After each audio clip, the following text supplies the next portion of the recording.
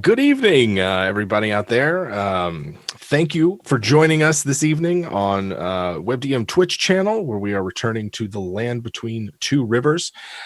We appreciate you guys coming out and enjoying the campaign with us and hanging out in the chat while we traverse this savage and dangerous land.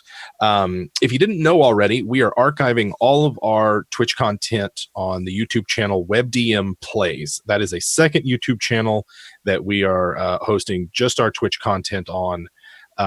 So if you haven't had a chance to check it out, or you're just joining us, be sure to head on over there and you can check out everything that we have to offer. I think it's time to just get to some player intros. Lindy is not going to be joining us this evening, unfortunately. Murr is going to be off in the back doing some deep conversations with some of the NPCs for the session.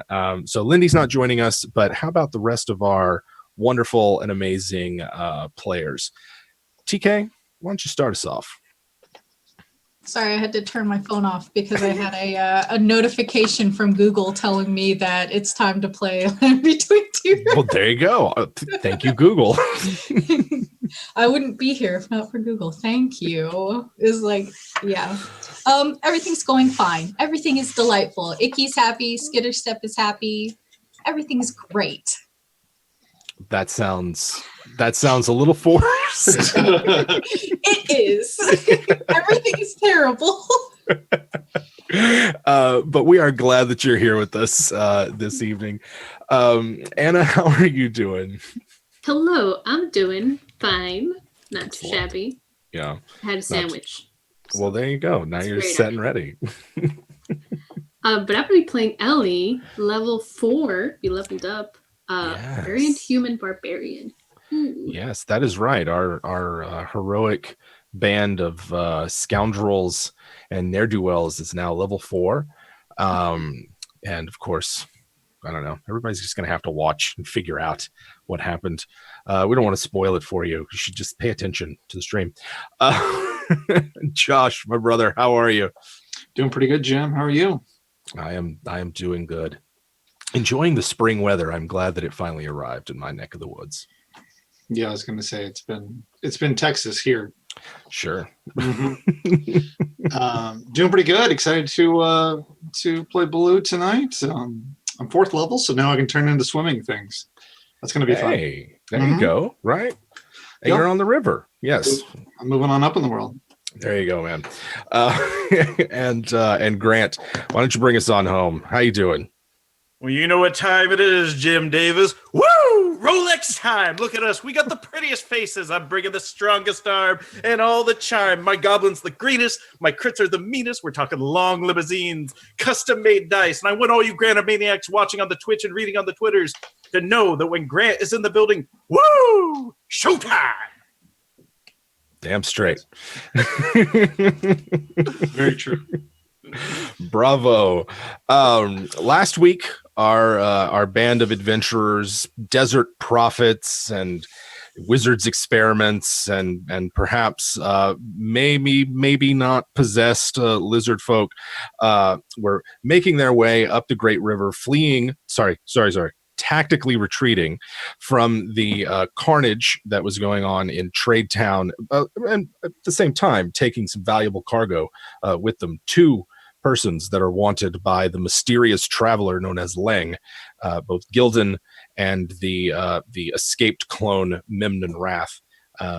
Y'all had made a nightly escape, stolen one of the enemy's flying vessels, and used it to travel quickly across the hinterlands of the Fellowship. And just before sunrise, you start making out a giant sort of swirling red portal in the sky. But before we get to that, y'all had started to sleep. And one of you had a certain book stolen before they slept. Gildan, I believe, had passed out in a fit of shock, maybe, and collapsed exhausted, and now finds himself dreaming of strange places. You see a vast red landscape ahead of you in your dreams, Gildan. You get the sense that you're still on the planet, that you haven't left, but that perhaps you're in a different time. And as you view this landscape, the stars in the sky begin to just swirl by rapidly, cycling through day and night faster than you can perceive. And in front of you begins the construction of a gigantic monolith made of some sort of deepest, darkest substance that begins to take shape. And around that, you start seeing creatures, metallic-looking creatures that seem to project beams of glittering light from their beaks and wings. And they fly between these many-sided, first it's pyramids, and then it's ziggurats, and then inverted ziggurats, and then rhomboids and cubes and multi-sided vessels flying through the sky, doing battle with each other. All of this around this monolith that sits in the middle of this landscape.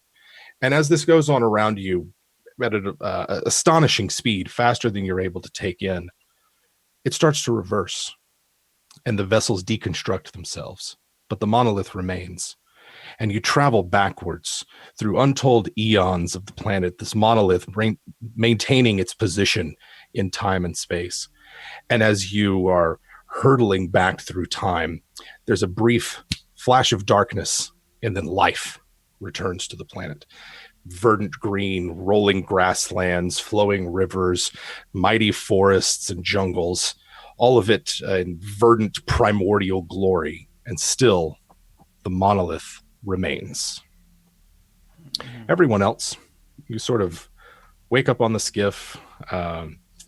The drow had taken over piloting duties. Of course, Memnon is also sort of teaching everyone how to operate it. And Gildan is still asleep.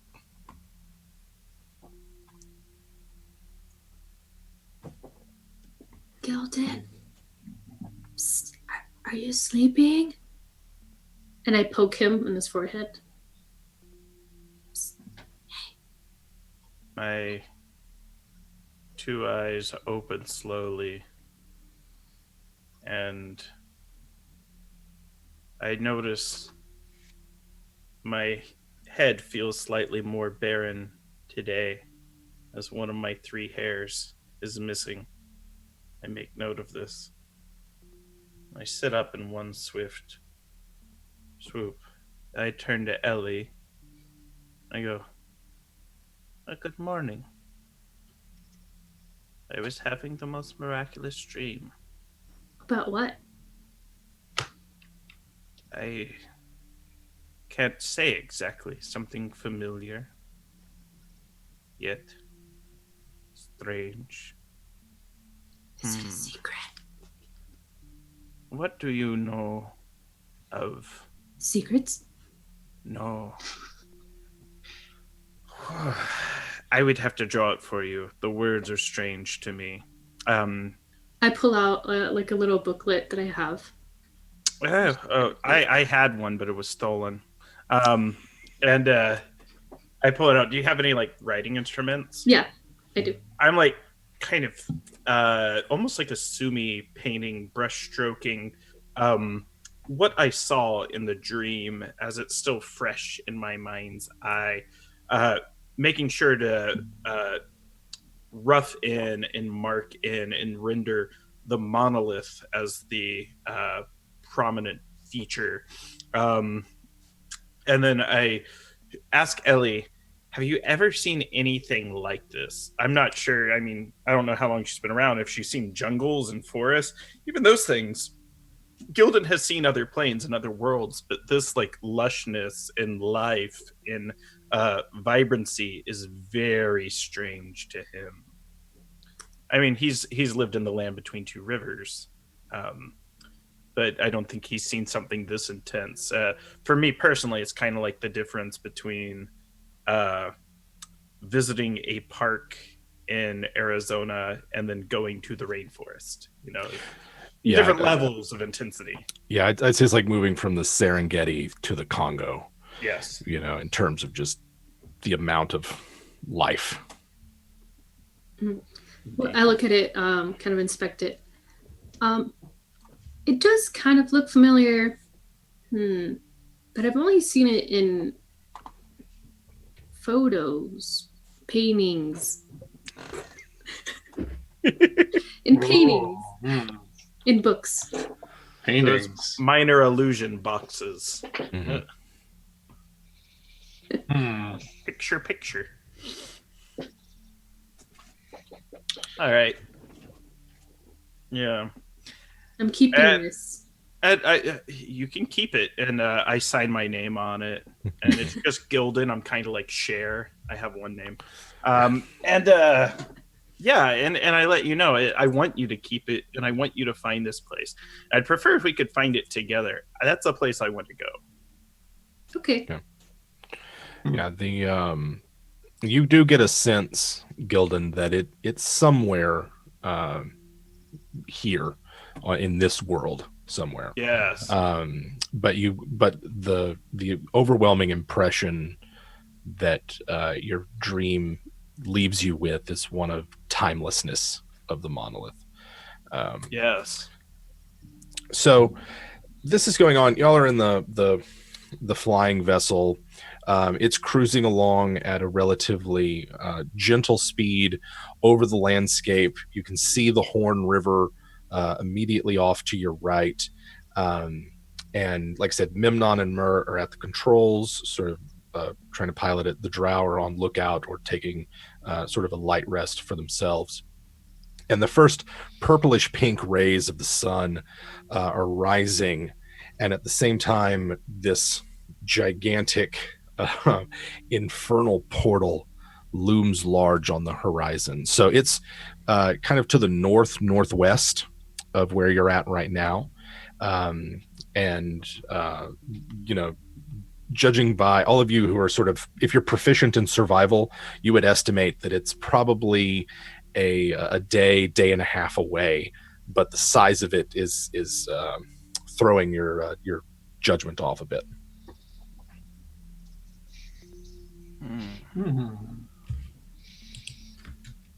The other members of the party are either still asleep or waking up. Enoch and some of the others are still, getting their rest. Is Baloo sleeping? Yeah, what's Blue up to? Blue is on his back, staring at the sky, communing with nature. Okay. Mm-hmm. So as Ellie notices this, she'll like kind of quietly go over, and before getting closer to you, I'll like open my book to the page where Gildan drew his awesome picture. Oh yeah. Like you're just staring at the sky, and then you just suddenly see like a. It's beautiful. I'm really proud of you, Ellie. Yeah, it wasn't me. It was actually Gildan. Oh, He's very talented, and I'm keeping this forever. Gildan is. Yeah, he is talented. Yeah. Well, what is it of? It's something he dreamt of. Some weird place that I've. And then I just kind of stopped talking. Yeah, some weird place.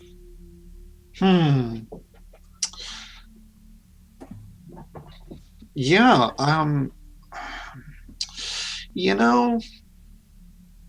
think I've seen a place like this, but it might have just been an illustration in a book. Like not this one, but a different book.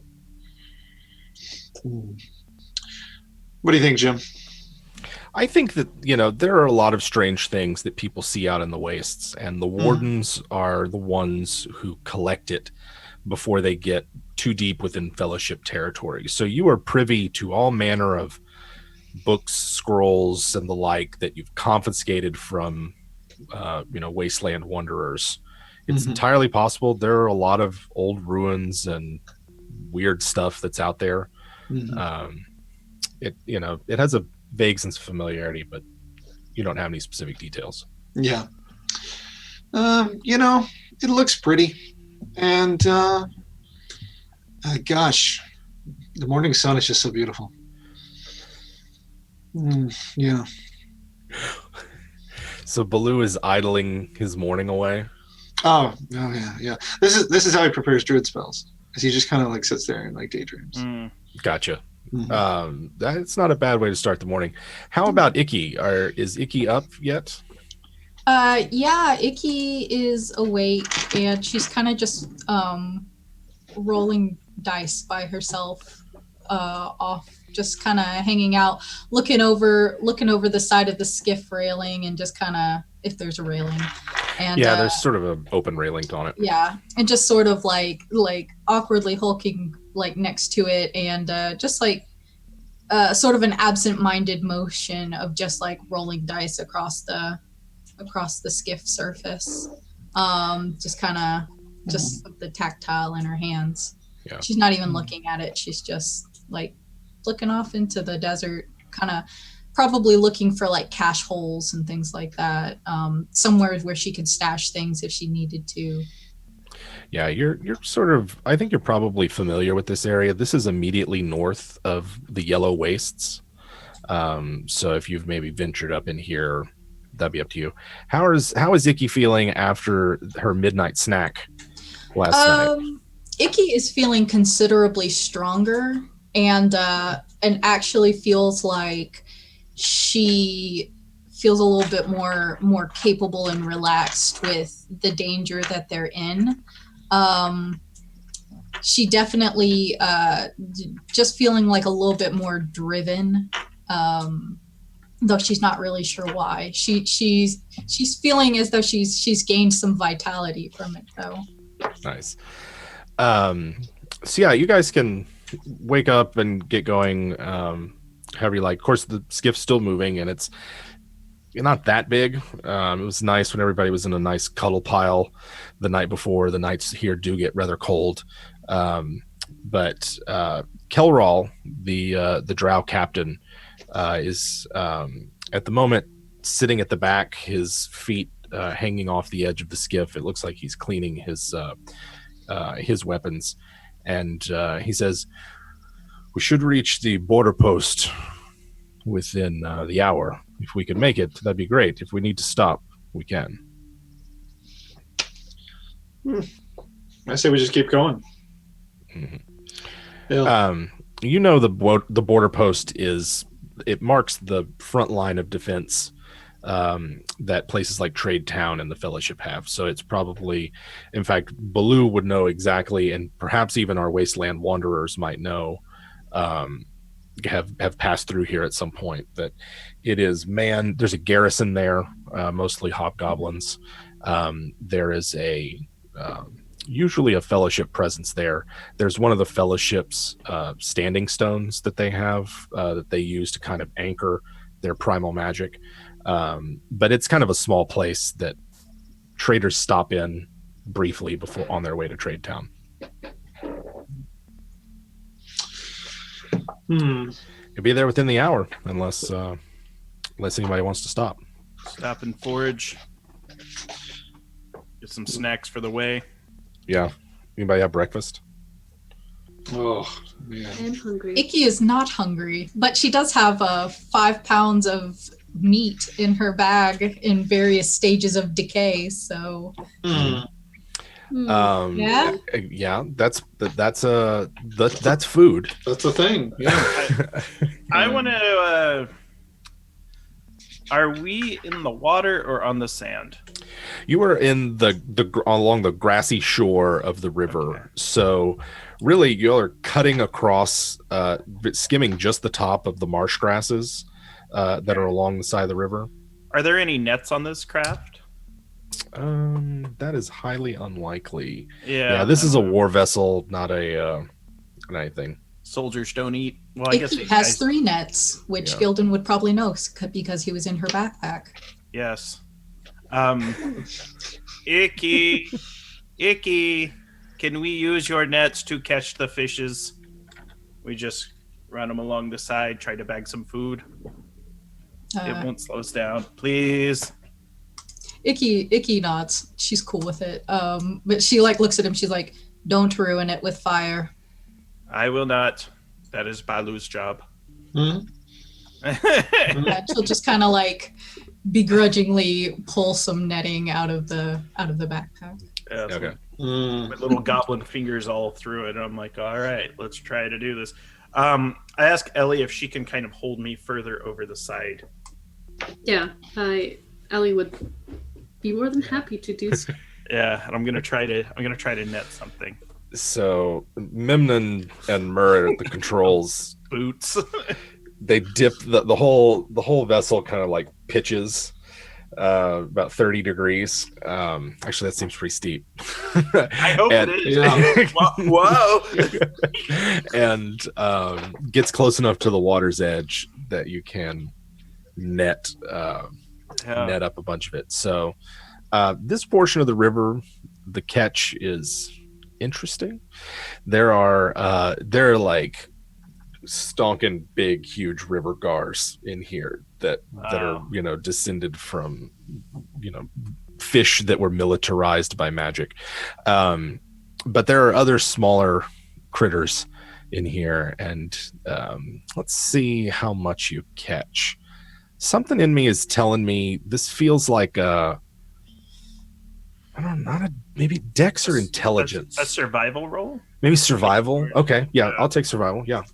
Yeah. So I don't know if this is good. Ooh, 18 plus 4, 22. Yeah. Let's see. You managed to bring up 5 things, animals for sure. Sloppiness, angeloni, and It's like there's primordial, like mud kips, Yes. little Ooh, mudkips. Little half reptile, half amphibian creatures. Muddy Mud Skipper. Things like that out of your net, and plop them Awesome. down on the skiff. Yeah, interior. And I'm essentially going to run them all out, get them up. If I have to do a bash, tap with the warhammer to get it out, I will. And I'm going to pull out a little knife and I'm going to start filleting things and let Icky know she is welcome to take what she wants first. But let's make sure we share with everyone.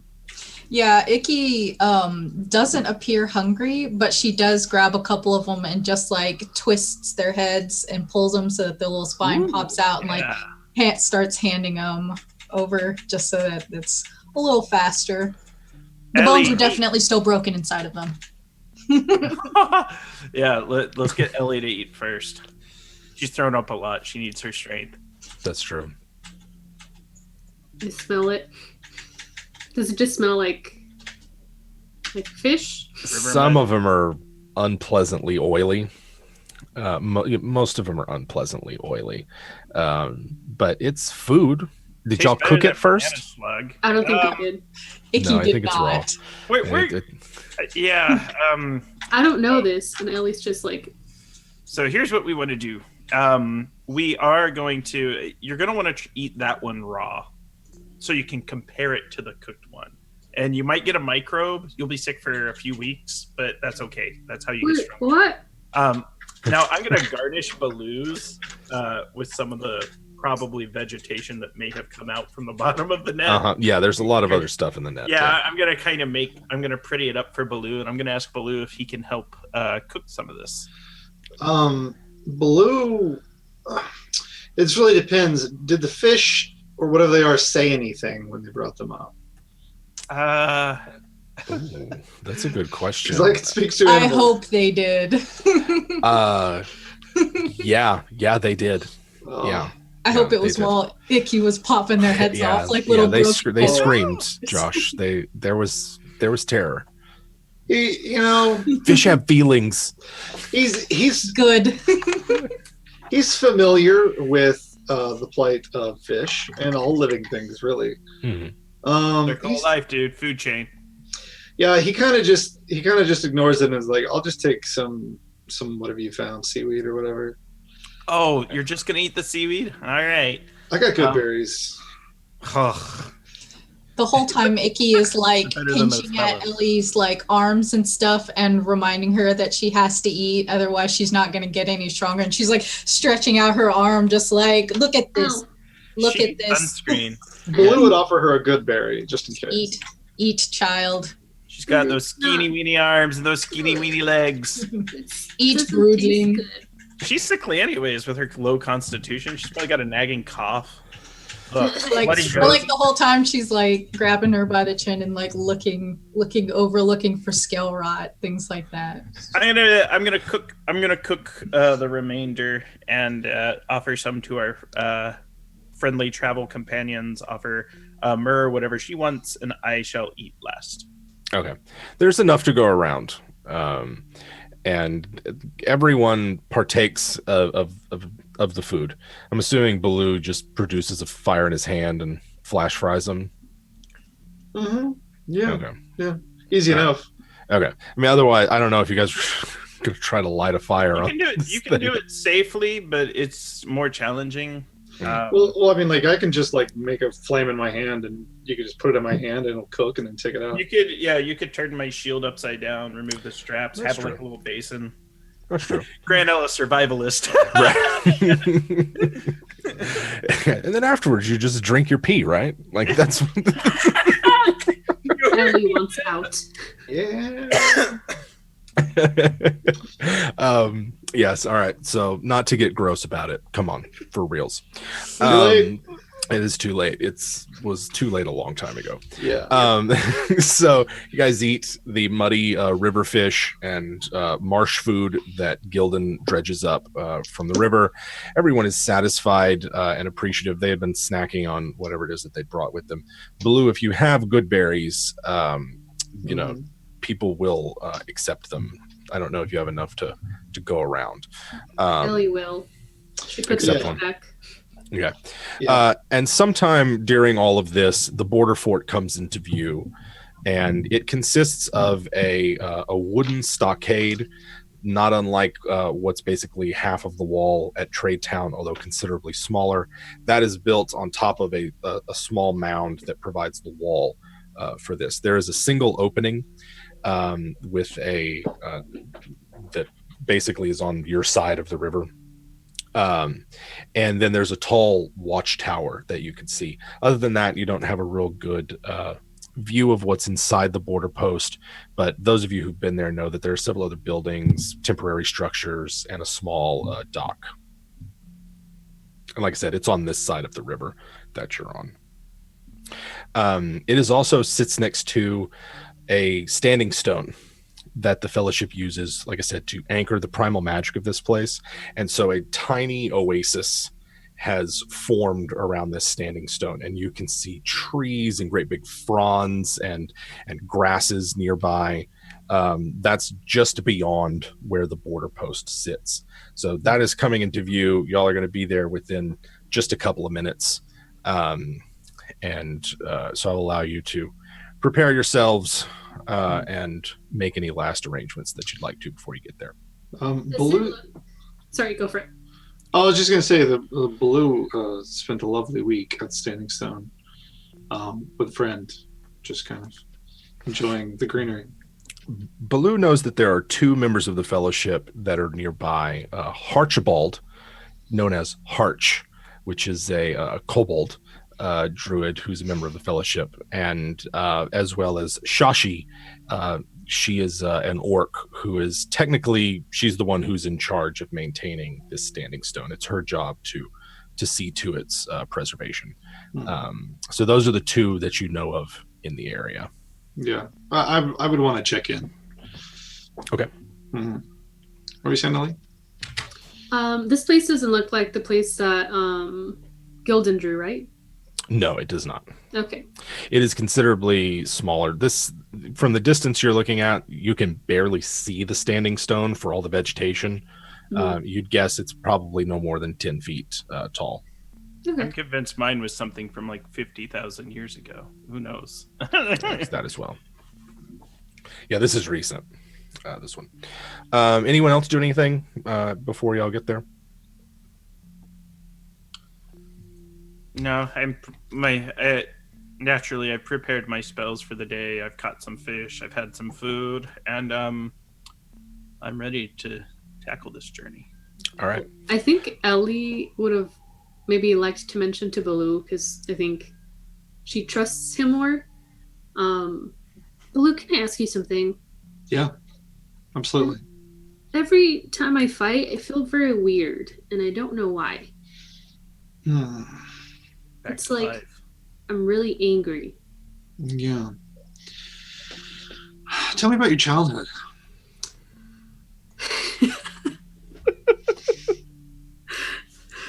Well, and then I lay down and, my arms like around. Yeah, I've been laying down this whole time, so if you just want to sit next to me, Yeah, I'll definitely lay down next to you. we can just have a little cuddle. Well, when I was younger, I Mhm. mean, I was kind of taught to fight. I think it was mostly with some sticks and stuff, but Mhm. that's it. It was just me and my dad. Tell me about your dad. He's nice. He can be very grumpy sometimes. Hmm. He has a secret lair that I'm not supposed to go into. Interesting. Hmm. You said he can get grumpy sometimes. What would he do when he got upset? Well, it was mostly when I try to sneak into this lair. Hmm. I was just always curious about it, and he spent many hours in it, and I just was kind of bored. Well, you are one of a kind. Perhaps, yeah, you are. Perhaps the history books have lost accounts of humanity. Maybe humanity all along was full of rage and anger. Yeah, that makes sense, I think. Hmm. Maybe people like me were just angry all the time. What do you think they were angry about? Fish like this that didn't taste good? Yeah, maybe taxes. What are death. taxes? It's something we're working on over at the fellowship, but we're gonna call it tithe. That sounds like a nice time. Sure. I'm not really for it, but whatever. Okay. Yeah. I don't know. You know what? Let's talk about it. Next time you get angry, we'll work it through. How about that?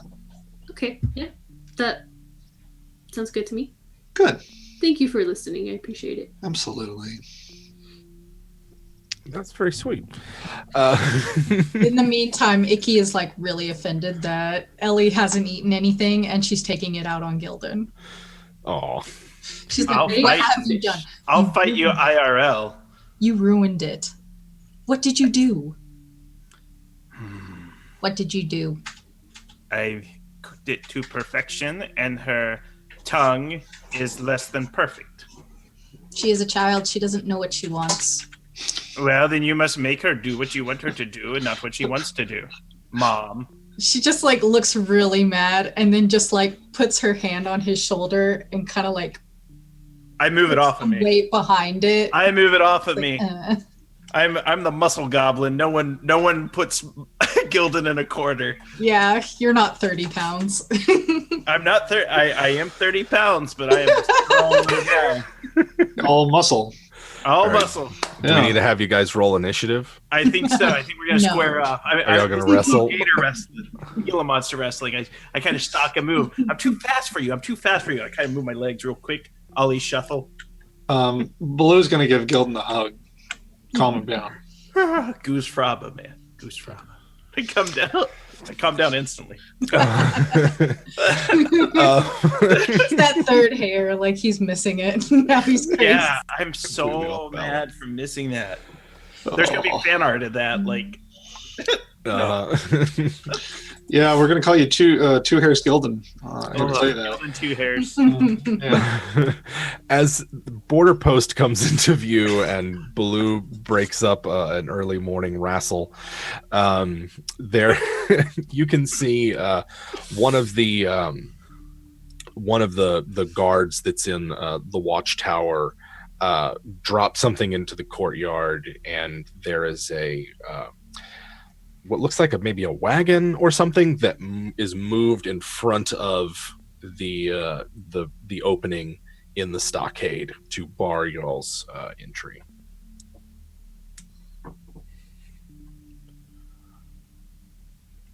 Y'all are maybe 50 feet from it now. Y'all are coming on it, not very fast, but and also not like as an attack or anything, but they are clearly wary of who this is.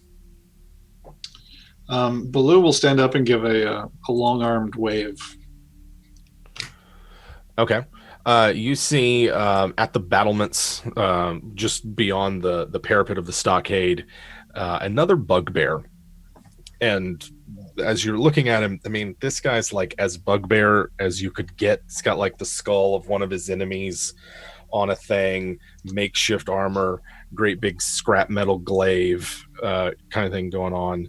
Um, from where you're at right now, seems he's got like a scowl or just a resting angry face kind of, and who's out there? You hear him call out. I'm going to call back and be like, Blue of the Fellowship of Vanders. Baloo. And then you see him make a gesture of some kind, and the wagon starts to move. It's like, I guess I could let you in, but tell me, where did you get that vessel you're in? Borrowed it from some dead men after we killed them. And he just starts laughing, and several of the people around him start laughing as well, and they're like, Baloo, tell me you didn't kill someone. No. It was mostly my friends. I did the killing. Huh. Gildan's in here. I don't know if you guys know him. Hey. He's kind of like see him shake his head. Getting closer, Baloo recognizes the guy as Roy's. I will type it in our. Roy's is one of many sort of like, I don't know what you'd call them, wannabe warlords that live within the domain claimed by the Fellowship and abide by its rules and taboos on not killing other members of the Free Peoples, but is as stereotypical bugbear as you could get. It's a total Chad, just yeah. And so he invites you in. He leads about 16-ish hobgoblins that keep watch on the border here. Oh man, a Chad, you say, Jim? Yep. You had to include a Chad. I did. I had to include a bugbear Chad. Bugbear Chad. Have I heard of Royce, you think? I'll let you decide that. I mean, you said you've spent some time here at the border post. He's possible that he was like the second in command here before, when you were last here. But he's in charge now. Great. Well, I'll try to not let him get in our hair too much. But yeah. They wheel this wagon out of the way, right? And inside, you can see that this whole place is sort of arranged in a circular pattern. There's a watchtower that's on sort of the northwest sector of the border post. Immediately next to it are rows of semi-permanent tents that you would know to they house whoever's coming through and traveling. They get one of these tents. There is a longhouse of some kind that is the barracks where the hobgoblins sleep, and then there is a large circular building which serves as just the general place to meet here. Most business is conducted there. You can get like basic services there, but that there's not a lot here. Most people only stay a couple of hours before heading either upriver or downriver.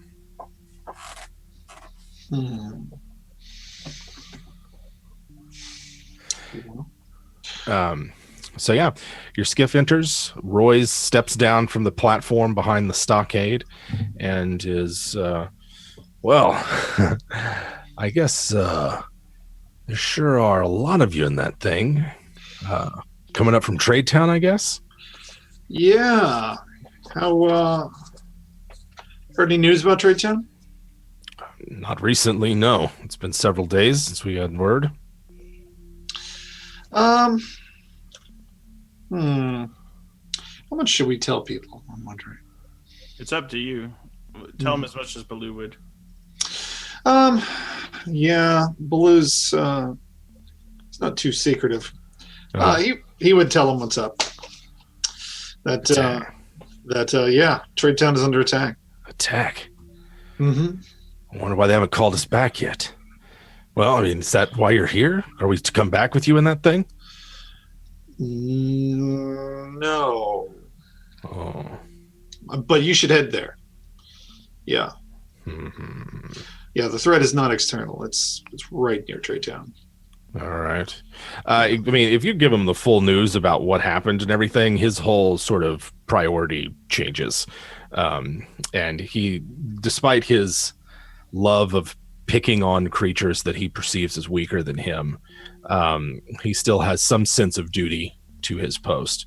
And Roy's motions to his second in command, Makozer, which is another orc that's there, and the two of them go about making arrangements to do whatever and leave y'all alone. Although you do kind of draw a crowd as people come out to look both at the vessel that you arrived in and some of the travelers that you're traveling with. Is Ellie making any attempt to hide herself or anything? Nope, not at all. Yeah. At this point, Memnon has his his robe pulled up and everything, and he seems uncomfortable in the heat, and particularly the light as well. But everybody's like, gawking, looking. There's not that many. There's probably only 6 or 7 other people here, other than the hobgoblins. But you have drawn a bit of a crowd. They come out to look at you.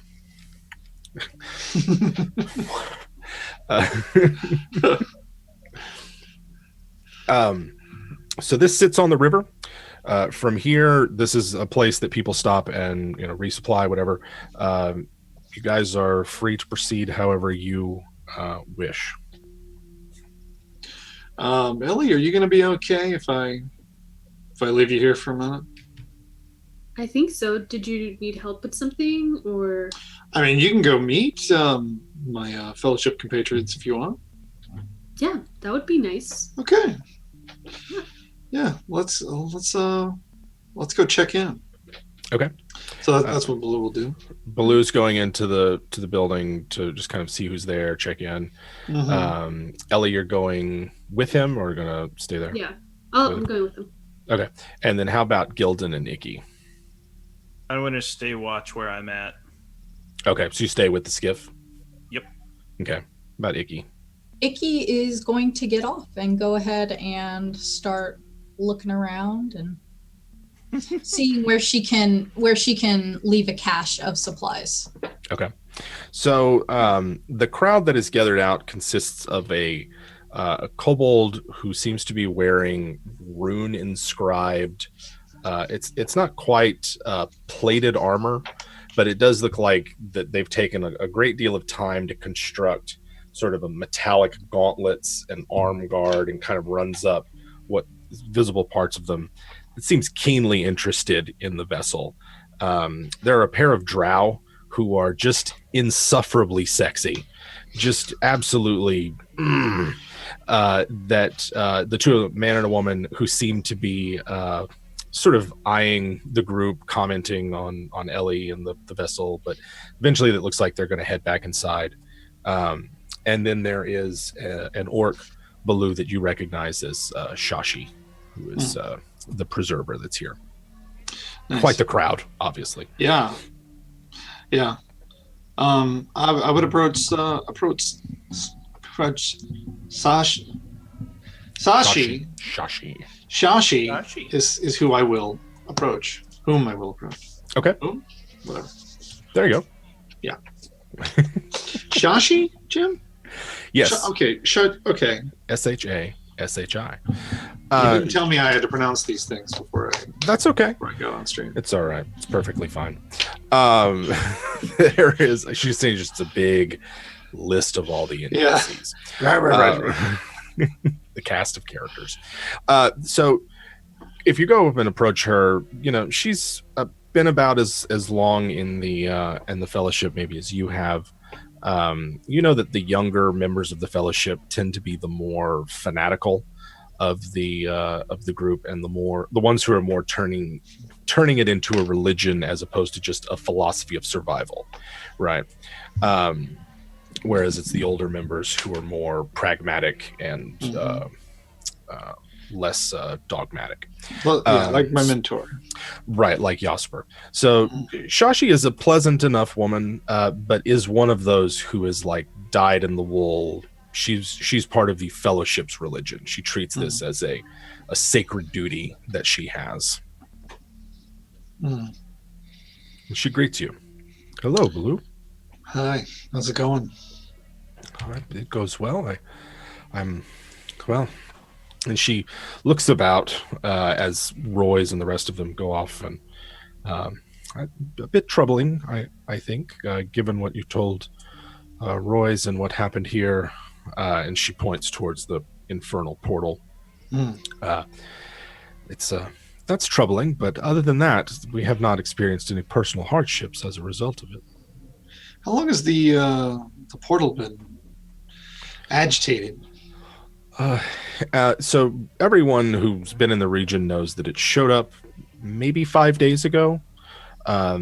Nothing spilled out of it. Nothing came out of it. It's also not uncommon that portals to other places show up. So it's not a surprising thing. The only thing surprising about it is how long it's lasted. Usually they're like a thunderstorm, right? They show up, it's open, stuff comes in and out, and then it's gone. But the fact that this one's lasted so long is a puzzling thing about it. Yeah, looks like an inflamed anus, he would say to her. A what? I like peek out from the back. Oh, hello. An inflamed anus. Yes, that's appropriate, Blue, if, well, a little distasteful. Hello. And she extends a hand, a calloused and earthy hand to Ellie. Yeah, as I was like writing down, how do you spell it? Sorry, hi, I'm Ellie. Hello. Human? She kind of like gives you one of those. I like follow her head. Yes, that's curious. I'm sure it's an amazing story. Baloo, when you have a moment, I don't know what brought you here, but I have something troubling to discuss with you now that you are here. I'm fortuitous, really. Sure. Alone? If she's with you, I'm sure that it will be okay to speak with her as well. Yeah. Ellie is an interesting creature, but she's mostly harmless, except when she's not. Okay. Shashi gives Ellie a side eye of. I mean, no offense, of course. Please. Oh. And she says she'll meet you inside whenever you're ready. Then so we can do that. Gildan is staying with the vessel. Icky was looking for places to stash some things. You can, this place is pretty cramped. There's probably some space behind the tents or something that you could get to. Most of the guards around here seem distracted as they all buzz with activity. Yeah, she'll find a tent that is mostly kind of inconspicuous, but also like she can be like 1, 2, 3 from the east, kind of remember where everything is, and then she'll kind of crawl into the tent and as much as she can. And I assume they're made for larger creatures. Yeah, they're pretty spacious. They're not like pup tents or anything. And she'll go into the back of it and then kind of burrow down as far as she can go and just leave like a little cache of items that she has in her bag since it's starting to get overfull. Just some survival things and some treasures that she's picked up along the way. Okay. She needs to resell them. All right. So that's going to take a bit, but with your burrow ability and everything, you're confident you're not going to be found out. Um, Gildan, this kobold has not left and is sort of like circling the vessel like they are trying to buy it. Okay. I'm going to start chanting to him to get his attention and maybe make a profit off of this. There's no earthly way of knowing which direction we are going. And, Willy Wonka it up and try to get his attention. Is it raining? Is it snowing? Is this your vessel? Yes. Yes, it is. And it sort of like gives you one of the dog dragon lizard thing. We're old squeaks. school. It's like, is it a dog or is it a dragon now? Right. It's hard times. And it's wearing a skull cap with a visor that's just etched in intricate, spidery, arcane script. And like I said, it looks like it really looks like he's wearing a suit. Not that Gildan would know what a suit of plate armor looks like, but it looks like a suit of plate armor that's at about a quarter of it just removed. Mm-hmm. And then the rest of it is just in weird places. A strip here, a piece here. Yeah. Is it for sale? I'll take it. First, we must determine if you are the correct buyer. If you will humor me, please sit down. And I sit down and I show him how. Just there in the dirt? Yeah. Okay. Just sit. He plops down, sits next to you. Let me see your hands. And I hold out mine. He holds out his gauntlet, his hands. I want to try to read his palms. I've never done this before. I don't know how that works mechanically, but describe them to me. Well, currently he would have to take off his gauntlets, and his palms have these large... they're gauntleted? He's got gauntlets on. Awesome. Even better. Tell me the story of your armor, and I'd like him to tell that. Okay. Oh, well, excuse me. He gives you a quizzical look. This armor, I made it myself. And I don't know how long I can keep this up. I get it. So he keep goes going. on Keep going. All right, I'll give it a shot. I'm going to cast Zone of Truth around us. Okay. I'm going to ask him what brings him here. I believe he does get to try to resist it, right? Yes, I think it's a wisdom save. Yeah. That's going to be a 13. 13 may do it. In fact, I'm pretty sure it does. Let me check my DC real quick. Yeah, I'm kind of stupid like that. Yeah. I mean, you know that the magic hasn't affected him.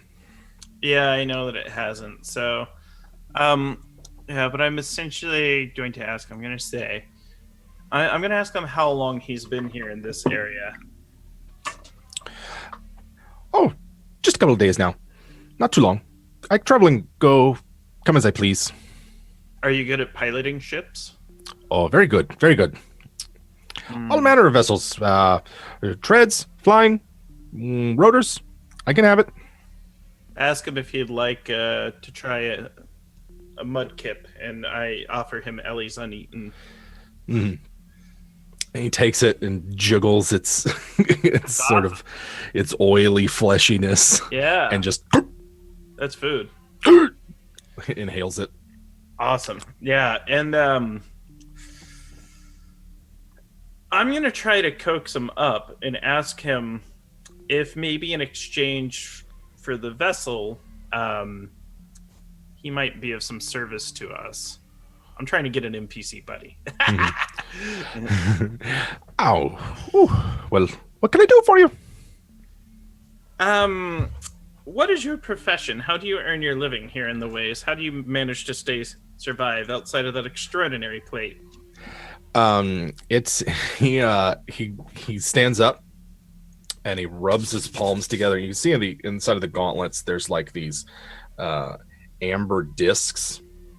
It looks like and sort of rubs them together, and you can feel your two hairs just stand up straight, and your goblin nose hairs electrify as you can feel it sort of like bring in this electricity, and then he takes his arms and shoots them up into the sky, and out of them streaks this forked lightning bolt that just goes like twice as tall as the watchtower.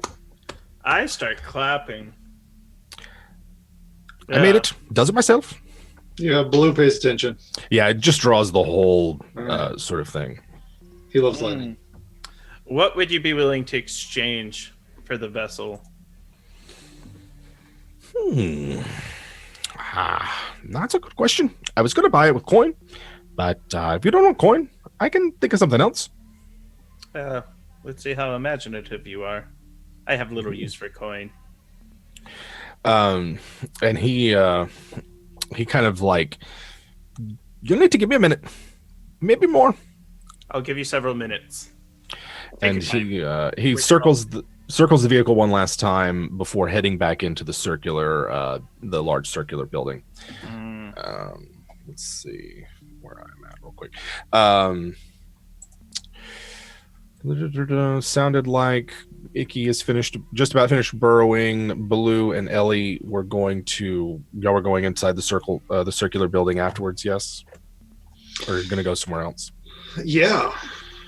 I'm going to follow and talk to Shashi. There you go. Shashi. Before you walk in, Elizabeth, Shashi. so should I stay here? Should I? You're a free woman. Do you want to come with? You can. Or you can stay. And I look over at the lady. Does she have like a maybe not look? She has a welcoming and inviting look. Okay. Yeah. Come on. And yeah, if you're traveling with Baloo, she trusts you. Okay, cool. Yeah, sure. Look back and just run towards you. And then around this time is when Icky finishes digging her cache and depositing her goods there. She's a busy lizard. Yeah, the rest of the group have all either moved inside or are busy doing other things. It seems as though Kelrol and Roy's are now engaged in a deep conversation about something. Yeah, Icky will make sure everything's patted down nice and then kind of wiggle back out of the tent and go back to the skiff, just in the general vicinity of it where she can keep an eye on like most of the people in the post and also the skiff. Gotcha. Eyes going like chameleon eyes. Thank you for the raid. I'm not sure who raided us, but I see that we have raid. Who raided us? Who in the world did that? Appreciate it. Yes, It we was did. Corvid. Oh, Covid and Ling. there we go. Thank you very much. So you all eventually find yourselves in this dusty border fort tap room. Right, and it's just like straight out of a spaghetti western, you know. It's just like old dusty boards that have been recovered from somewhere, makeshift tables and the like, around, and just kind of a general. There doesn't even look like anybody works here. It's just a place you can sit and rest, and take a load off.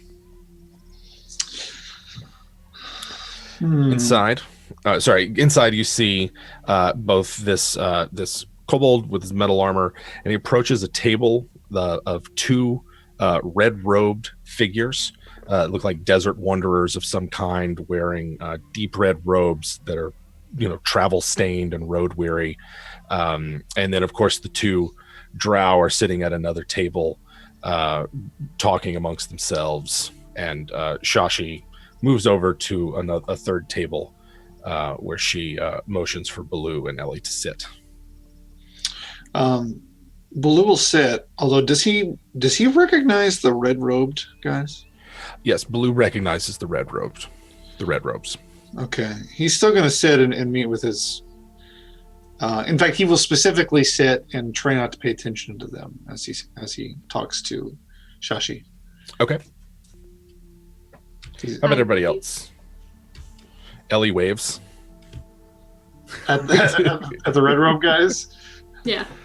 Ellie, They give you a hi. Hi. How about Icky and Gildan? Do I recognize them? Ooh, that's a good call. Actually, both. I don't know. Let's see. I can have Icky and Gildan make me an intelligence check. Oh. What I'm not good at. Oh boy. Boy. Oh, I got a dirty 20. Oh no, I got an 18. 18. I got a negative 1, but whatever. Yeah. Gildan. I got No a 4. dice. Okay. So Icky recognizes them as just another one of many groups of wasteland wanderers. Many people out there in the wastelands travel together in large groups for protection. Oftentimes they form a group based around a powerful caster. Sometimes even another monster of some kind will offer protection for them. But a lot of people out there band together. Even the hermits of the desert have a language amongst themselves and an informal network for passing news and information along. So you just recognize it as one of many of those. What's that, Baloo?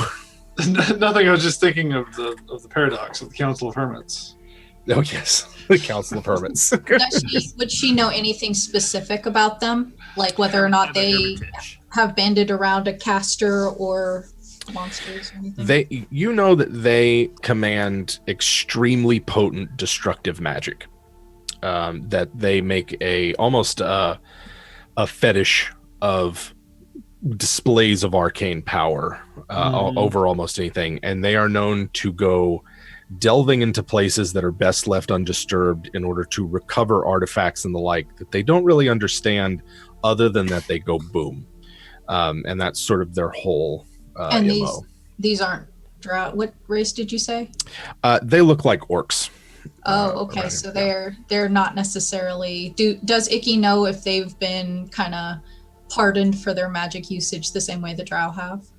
They are probably. This is probably as far into Fellowship territory as they are allowed to go. Okay. Is this border post?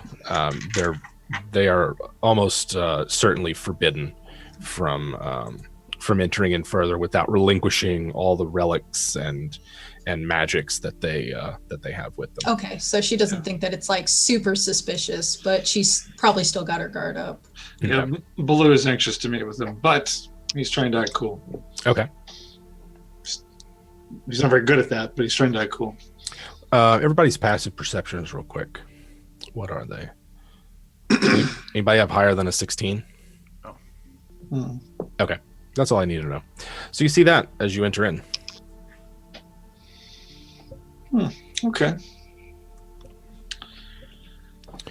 Gildan, what were you doing again?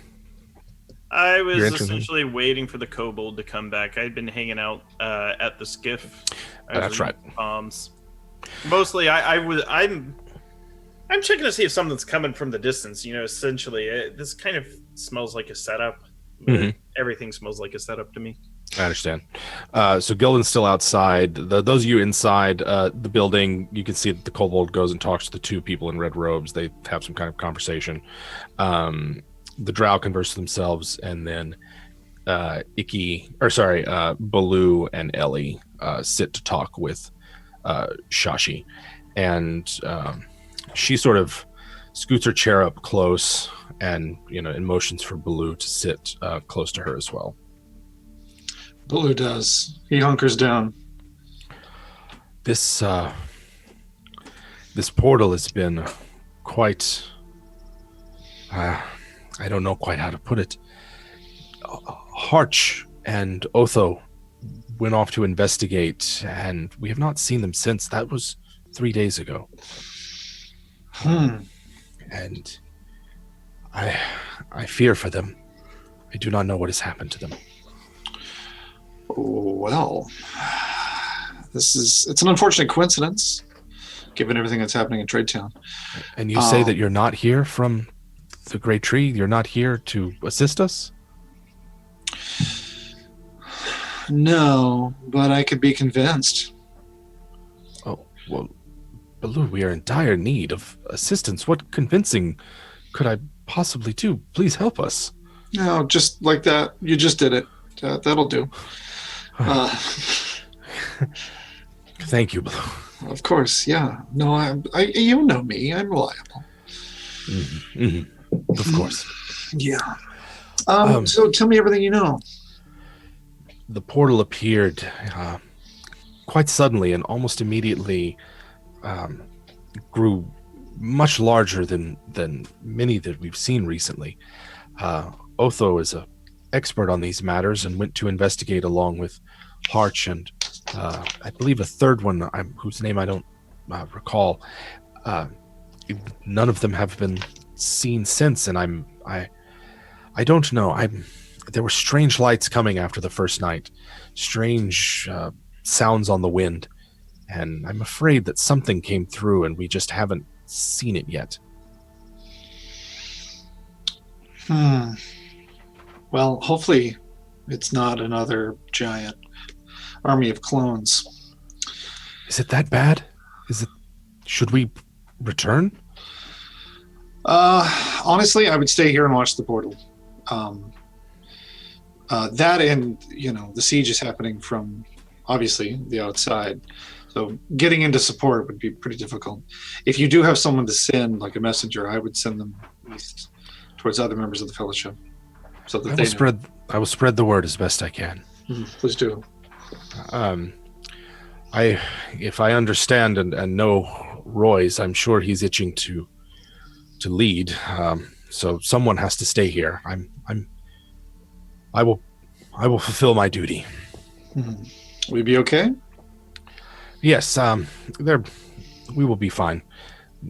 Very little happens here.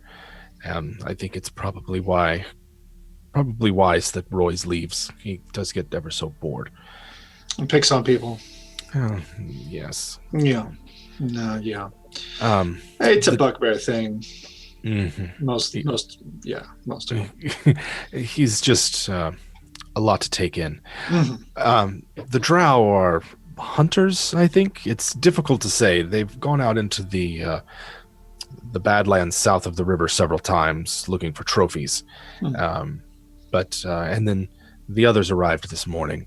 So I cannot say if they will stay or not, but I will spread word as I can. Even if it is just me, I can watch the fort. Well, good. Just be careful. Don't be afraid to run if you need to. Mm-hmm. To get help. And she, you guys carry on in conversation for a bit long. You can ask her whatever sort of questions you have. Yeah. Like I said, this place is sort of a dusty, sleepy little post. After a while, the kobold does not return, Gildan, and then whatever it is Icky's getting up to. What is Icky getting up to as well? Icky's mostly just people watching, and if there's anybody of interest, she'll watch them in particular. Probably if the drow are still in her sight, she'll probably keep a really good eye on them and kind of just kind of watch the way they walk and kind of take note of the way they interact with each other. But other than that, she likes their silver hair. Yeah, they sort of paw and neck at each other, like I said, they're a bit insufferable. And they keep sort of glancing in Ellie's direction while whispering back and forth to themselves. The red but other people? Than the drow, the two other drow that are there. But eventually, whenever Sativ and Kahad are done with their duty, the four of them sit and they talk and have some drinks or something. Yeah, that they become boring after Kahad gets into it. She's like, okay, and she's probably, if they're red roped people, then she'll probably watch them next. Yeah, they seem to be having a bit of a heated conversation, and before the kobold walks out carrying a long silver something. It may be a staff. It may be a tube of some kind. It's much bigger and more elaborate than other similar things you've seen recently. But it has it sort of slung over one shoulder and is heading back outside. Oh, okay. Yeah, she doesn't pay attention to the kobold with the giant didgeridoo, but she does watch the red robed people. And actually, she's gonna ask Skitterstep to kind of wander his little way in that direction and see what's up with that, because she doesn't see very many people like that, and she knows magic when she smells it. Okay. Let's see what we've got here. So Skitterstep's on the way. Gildan's outside. Ellie and Baloo continue their conversation. Gildan can see the kobold returning with this contraption slung over its shoulder. Ooh. Ask him what he's got there. How does it look to me? Is it tubular? It's tubular. It's clearly has one time been covered in dirt and dust and the like, and has been polished as best it can. There are rune plates on it that look like they're some sort of symbols of significance, as well as several protuberances. I don't even know if that's a real word, but sort of bits coming off of it that look like they could be handholds or switches or something. What do you have there? It is very interesting. Well, I don't really know what to call it. I call it, I call it Wonder Fireball. And he has it. And, don't know what it does or how long it'll work. But if you point it at something and you touch this thing here, nothing left.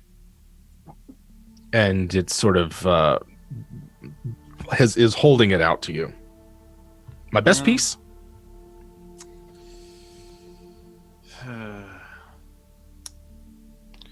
Getting a closer look, you can see that there are like a bunch of red crystals in the interior of this thing. Is there any discernible markings or languages on it? What languages do you speak? All kinds. That's right. You have like speak Abyssal, I think, and Goblin, and Common.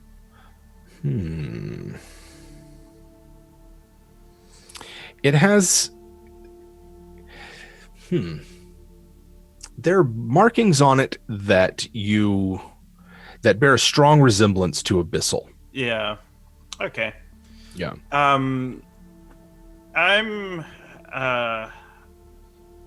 I think I'm going to make the trade because I want us to ditch this vessel as quickly as we can because there's going to be people that come looking for it. Okay. It would be the wise move.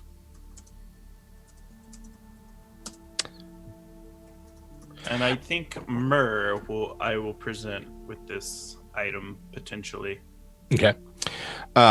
So you take it. You're looking to ditch and get rid of this. Get rid of this thing. At some point, Kelral comes up and just sort of asks what y'all are doing. And trading my boat. Yes, that's a good call. I think we should get rid of it as soon as possible. Besides, if it can't go over water, we can't take it up the canyon. Agreed. And he goes inside to get Kahad and Sativ to help them take the canoes that are strapped to the side off of it. Those were y'all's names, by the way.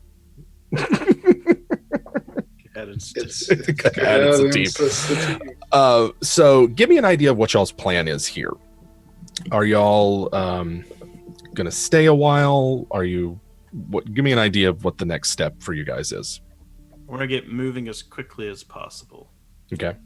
I need to talk to the guys in red. You need to talk to the guys in red. Mm-hmm. Okay. And then what about everybody else? I'm probably gonna pretend I'm not listening on the conversation that Baloo has with these people with red robes, but she's gonna do it very badly. Okay. Like, she's just gonna be like, go up next to him, like, oh, and turn Yeah, but stay awkwardly. where you are. Yeah, yeah. I am not listening. Mhm. I am not listening. I promise. But other than that, y'all are preparing a trip up the river. Yes. Oh yeah, Okay. well yeah. Okay. Logistically, that's what we're doing. I think. Understood. In that case, let's get to this conversation that Baloo needs to have with these red-robed figures. How do you approach this, Baloo? I approach them kind of like expectantly. Mm-hmm. Like maybe I'm expecting them to notice me. They don't seem to recognize you. Okay, that's fine. So yeah, in which case I'll be like, mind if I sit? Please. Yeah. One of them, it looks like an orc with some infernal heritage, probably, or fiendish heritage, at least, I should say. I maybe for the benefit of everybody, I like to mix and match the devil, demon, fiend kind of thing, just to keep everybody on their toes. So, fiendish heritage to one of them. The other orc is just a yeah. The other orc is just an old, weathered desert orc. Yeah. Nice to meet you guys. I'm you guys know Gendar? You familiar with Gendar? Yes, Gandar, sure. Yeah. How do you know Gandar? Yeah, he raised me. Yeah. What happened? How did you end up here? How did I end up one of the guys? And he went to my badge. Yeah.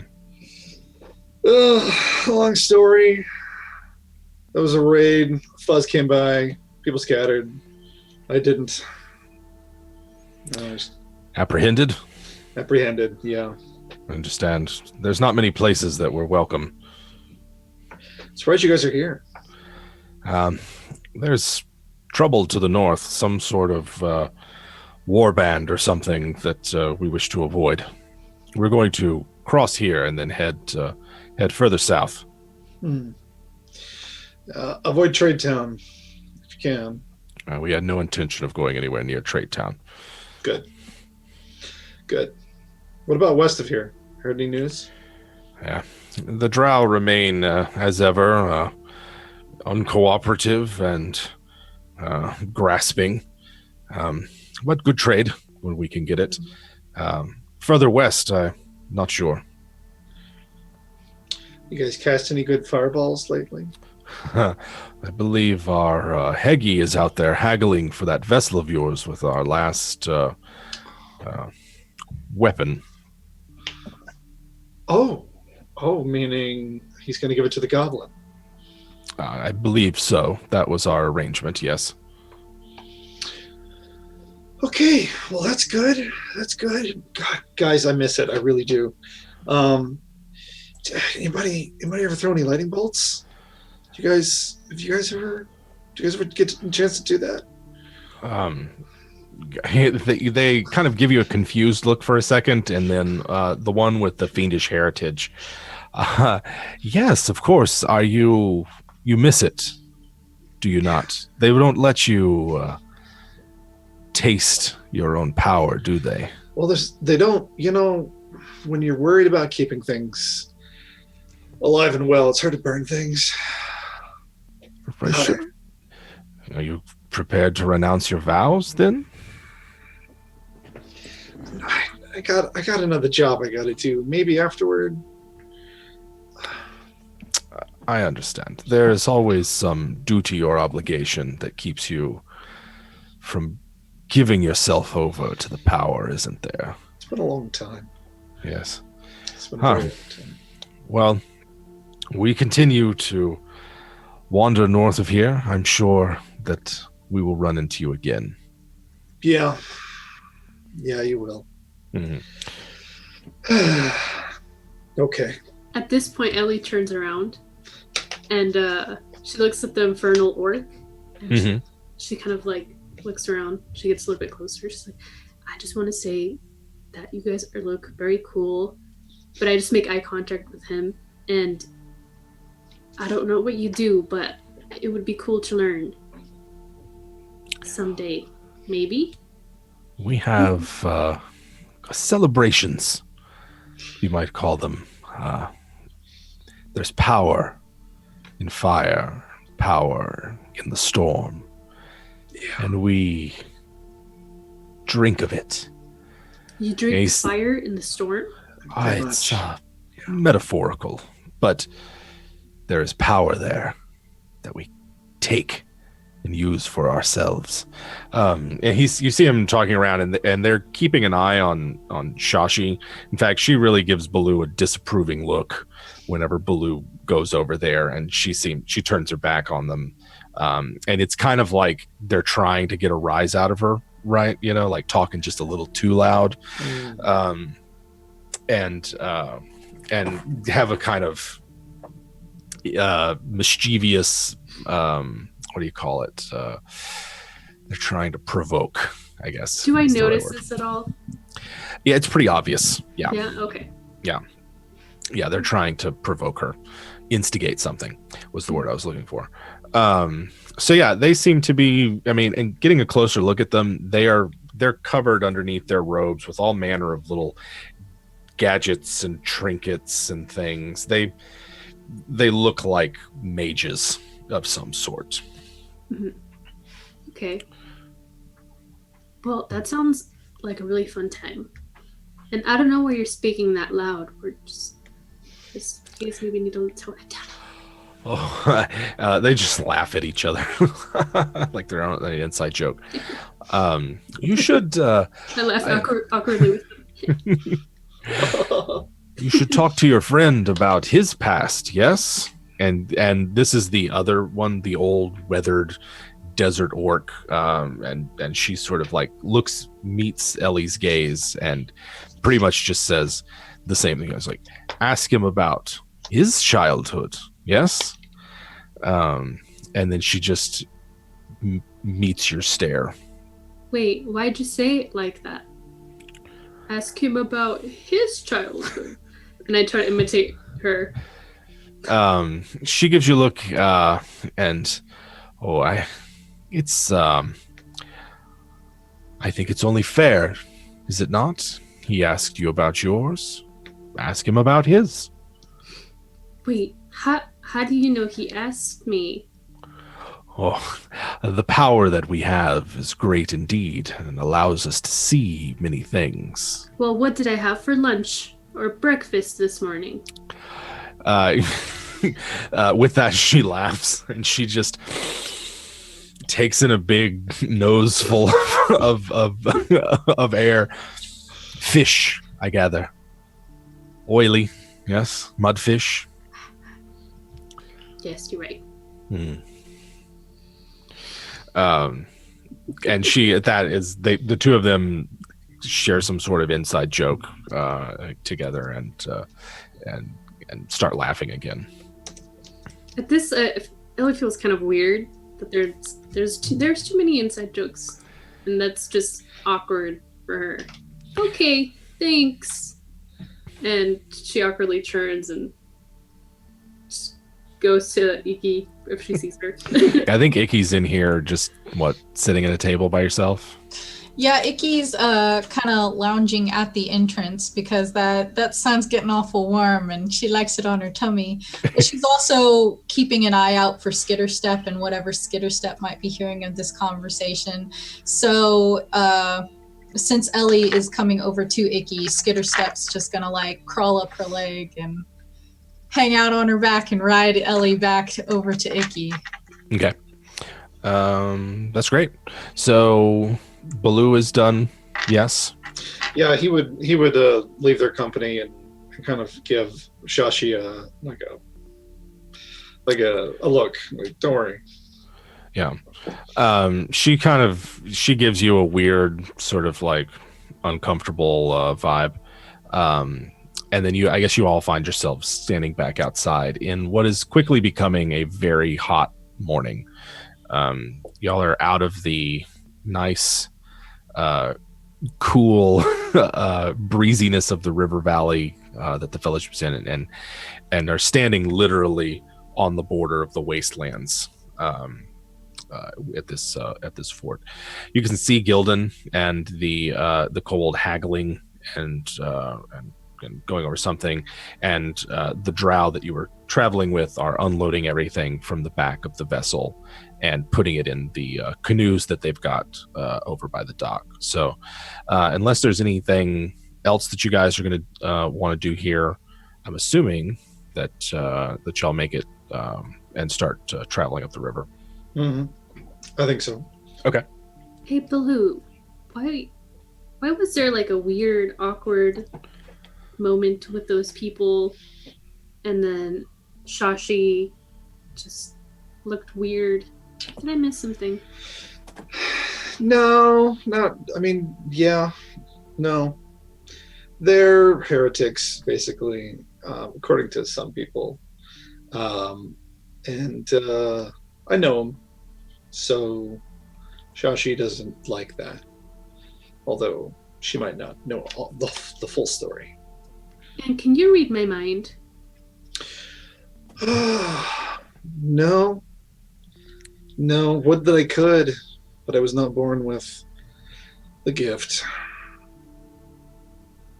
And then can I insight check him? Yeah. Cool. Like, I'm not sure. Ooh, nope, that's a 6. No. Seems truthful. Yeah. Um, Okay. Because that's weird. I didn't like that they knew what I had for breakfast. Yeah, they're a bit creepy. So you guys are going to head upriver. Josh, how serious was Baloo about his pledge to Shashi? He was 100% serious. Okay. Yeah. He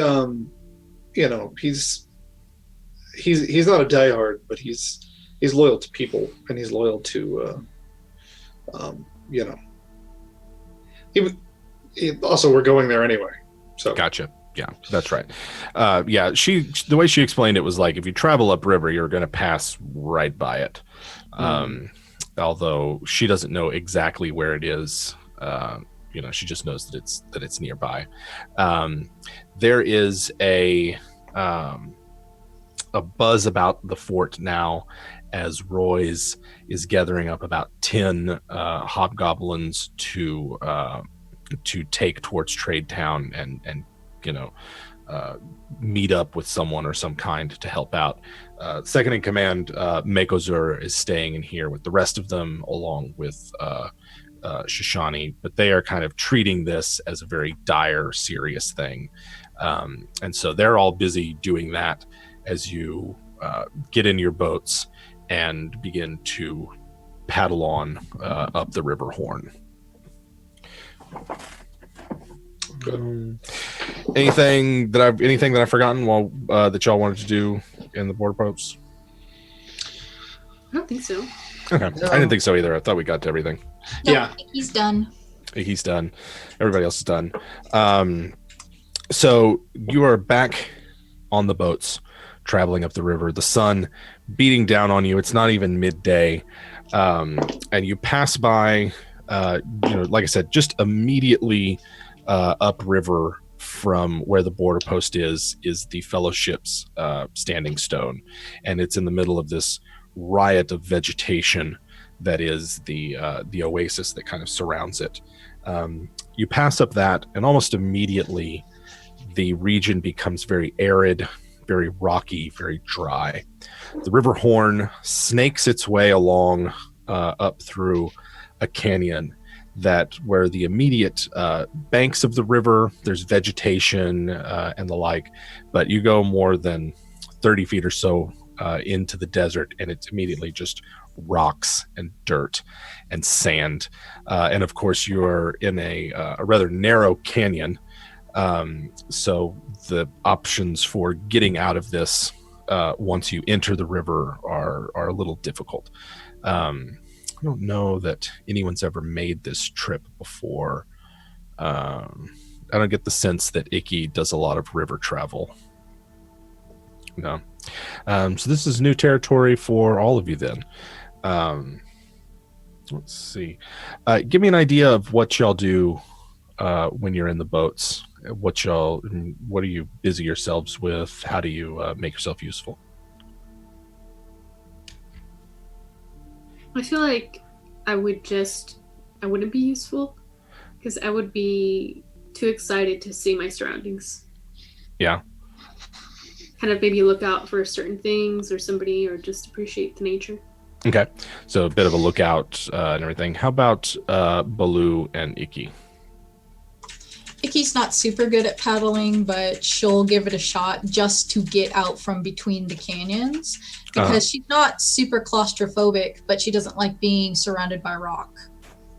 I get you. Yeah. Not super easy to burrow through or anything. So it's like on the water and then surrounded by rock, and the sky is very, very far away. So she's just like, whatever gets us out of here faster. So she'll be paddling. Okay. And then how about Baloo? How far away are we from this eye? Like, they estimated that it was at least another day's worth of travel upriver before you get there. well, I wouldn't be too overly concerned. In fact, I might start a conversation with Memnon if he's still with us. He is, right? He is. Yes, he is. Yeah, I might start a conversation with him. Okay. Just because he's as alien as Ellie is, That's very true.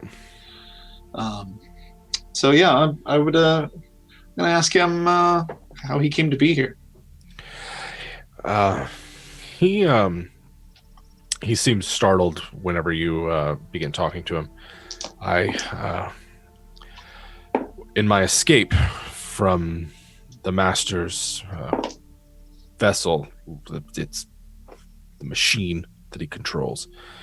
I stole some things from him and made use of the magic that he commands.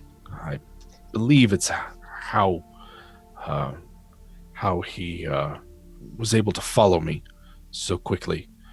I'm looking for something, and it was the only thing I could think of to get here. And he sort of the conversation seems mentally challenging for him, and he seems to like struggle with forming thoughts and words as the longer you talk to him. That's the impression you get. Interesting.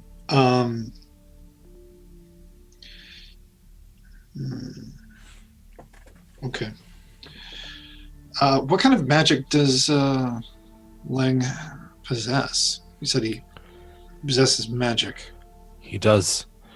He possesses magic of time, and it's and he sort of seems to sort of grab his head and hold it.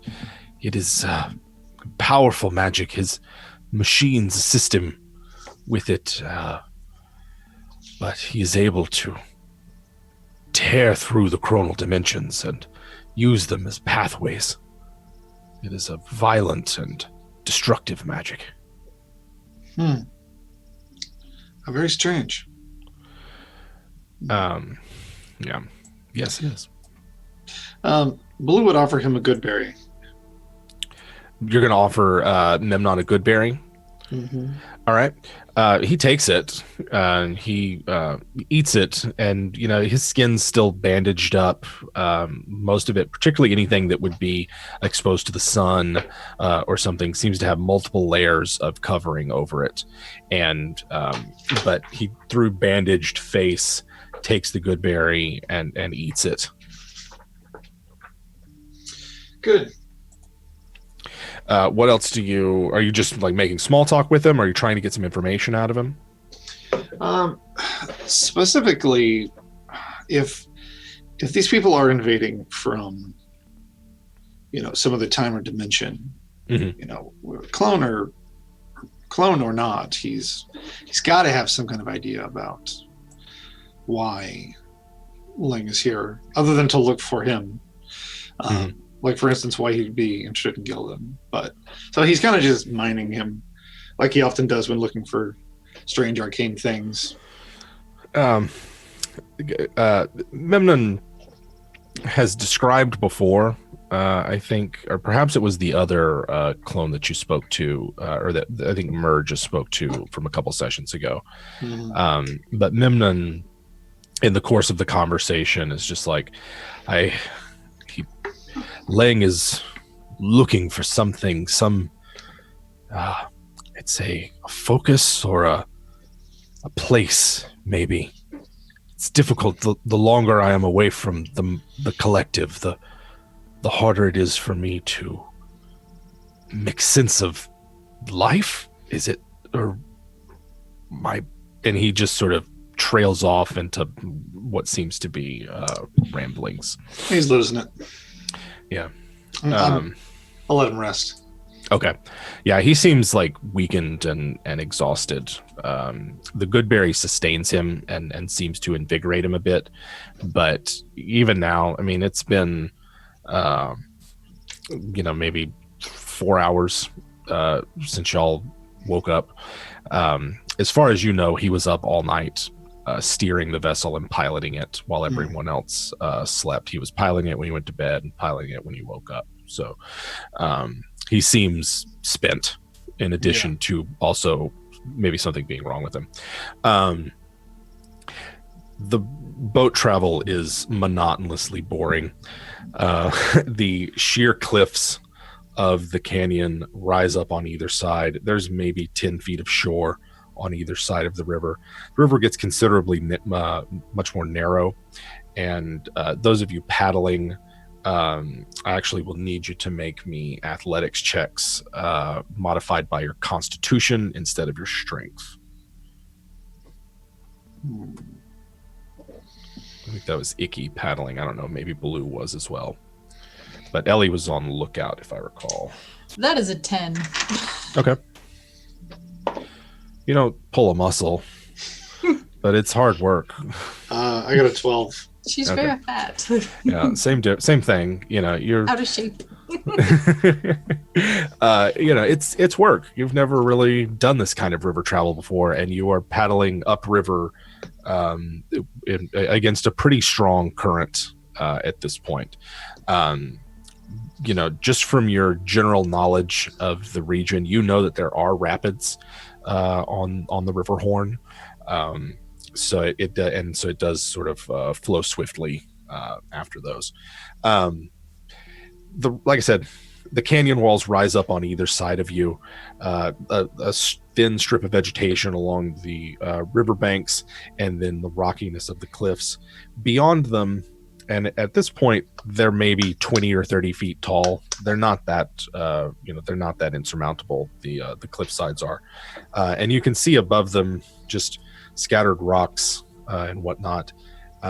Here pretty soon, in another hour or so, maybe you will pass by a large hill of some kind along your right, and it looks like the river curves at that point, heading both sort of northward and then snaking its way north and west all the way into the Drow territory.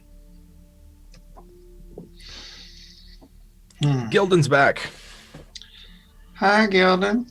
It was World War III with a 5-year-old, but Daddy knows best. There you go. And parental duties will always call. Yeah. Welcome back. Y'all are traveling upriver, having determined that all business at the border post was conducted, and have really only been traveling upriver for about an hour-ish. Baloo wants your boomstick, Gildan. Yeah, if we need to do a flashback, we can to finish up the haggle. What's Baloo gonna give me for it?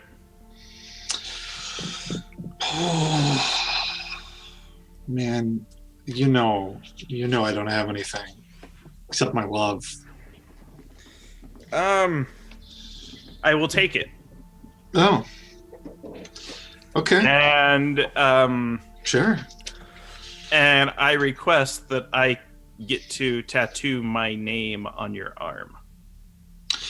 Okay, yeah. I mean, Yeah. I'll like shave it off, and then you can do it, and then it'll grow Little back. GMB. Yes. All right. Sure. All right. I don't see why not. Tat him up. Yeah. I Can mean, you do it in the boat? Yeah.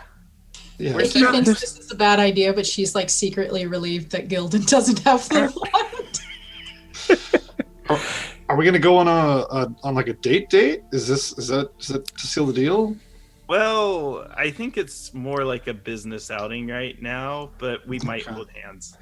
Mhm. Okay. Yeah. Okay. I'm very comfortable. Yeah. Totally. So Gildan has traded the boomstick for a tattoo and profession of love from Baloo. In terms of this thing, it's obviously a lot bigger than a wand. In size, it's about 4 feet-ish long, and fairly girthy.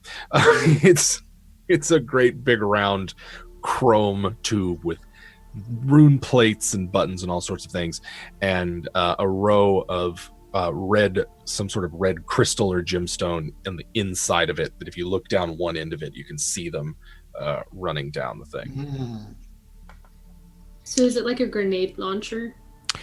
I mean, it kind of resembles something like that. I mean, once you spend some time with it, I'll tell you how it works. But right now, that's what you have. You know that this end is the dangerous end, Mhm. and this is the thing you push to make it be dangerous, and that's about it. Yeah. Blue probably didn't get a chance to use one, but he's familiar with these strange artifacts. I would assume from his old days. Mhm. It's just like you find something that blows up and you use it. That's what it's there There's all sorts of weapons left over from the old wars here, and more besides. So it's not uncommon. It's probably possible that this thing isn't even meant to be a weapon. It's just they've repurposed it. for. Gotcha. I will hold Gildan's hand unless he wants to tattoo me. Well, I want to tattoo him first, then I want to hold hands. Okay. So we can get started on that then. Okay. Gildan and Baloo are tattooing. Icky is keeping watch, Ellie is keeping watch, and Icky is paddling. And as the hours, It's gonna say Gildan's big beautiful boy. Is that what it's gonna say? Yeah. I love it. Man, I love it. Gildan's big, beautiful boy. Oh my god. all right.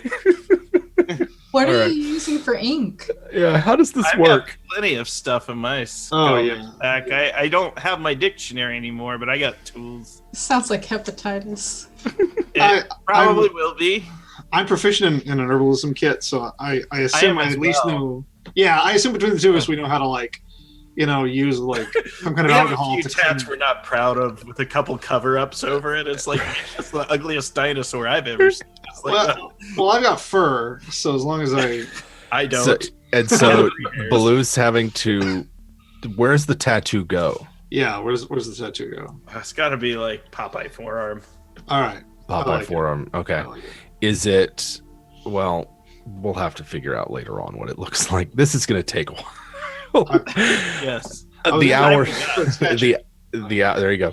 The hours melt away as the heat and this close to the river, it's also humid, begins to just sort of beat down on you, and the fish from this morning kind of just sitting there. Ellie feels okay. Everybody else just kind of like, oh. It just sort of creates an environment of like languid humidity, right? And as the hours melt away and you travel upriver, the cliff sides get taller and taller, and the shoreline shrinks further and further until it literally is just a gravel shoulder between the riverbank and the cliff face. You pass by the first bend in the river horn, and it is a sort of the river widens out a bit as it makes a curve to the north. Of course, there's that large hill that's up there. I need Ellie to make me a perception check. But everybody sees a gigantic looking, what you could only describe as a colossal bone of some kind sticking up almost immediately out of the river bend. It just sort of, it looks like a sharp, jagged, like maybe it was broken off or something, but it is bone white and clearly not rock or anything like that. I got a 7. 7. Yeah, it's a very nice hill. It's there's not much on it, but it looks very brown and desert like. That's what you see. Guys, have you ever noticed how beautiful that hill is? Not from this angle, but yeah. Nature's amazing. All Really is. hills are beautiful. Thank you, Ellie. That's true. Nature is amazing. I don't pick favorites amongst my children. Point at her, working on them. That's very true. You continue up, and more hours pass away. You pass by the river bend, continue on your way. The hill recedes into the distance, and the sides of the cliffs grow ever taller. Up ahead, This is all I had room for. there you go, Gildan's big bow. I ran out of room. So Gildan's big bow. All right. That's what it says. Okay. Totally what it says. Well, Gildan's big bow. we're gonna put some hearts next to it. Means you're my boyfriend in French. Uh, My dog. yeah, it could have just been Gildan's big bay, but It could have been. It could have been June, but we didn't say that. Missed opportunity. yeah. Next time, next one. In this time, I'd like everyone in the group to make me perception checks. 16. 18? 13. I see that TK has not 9. said anything. So 9 must It's be- fine. Everything's fine. Great. No, it's a 9. Gotcha. There is first off, there's two things. There is a break in the cliff face along the right, and you can see it coming up. It's a natural sort of ramp or slope where one cliff face sort of has collapsed in on it or something. So you could potentially like leave and get up top on top of the cliffs from it. And then on the opposite cliff face, that was on the right.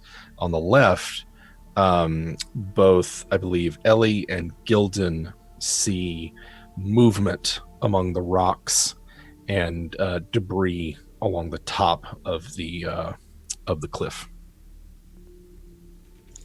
Did you see that?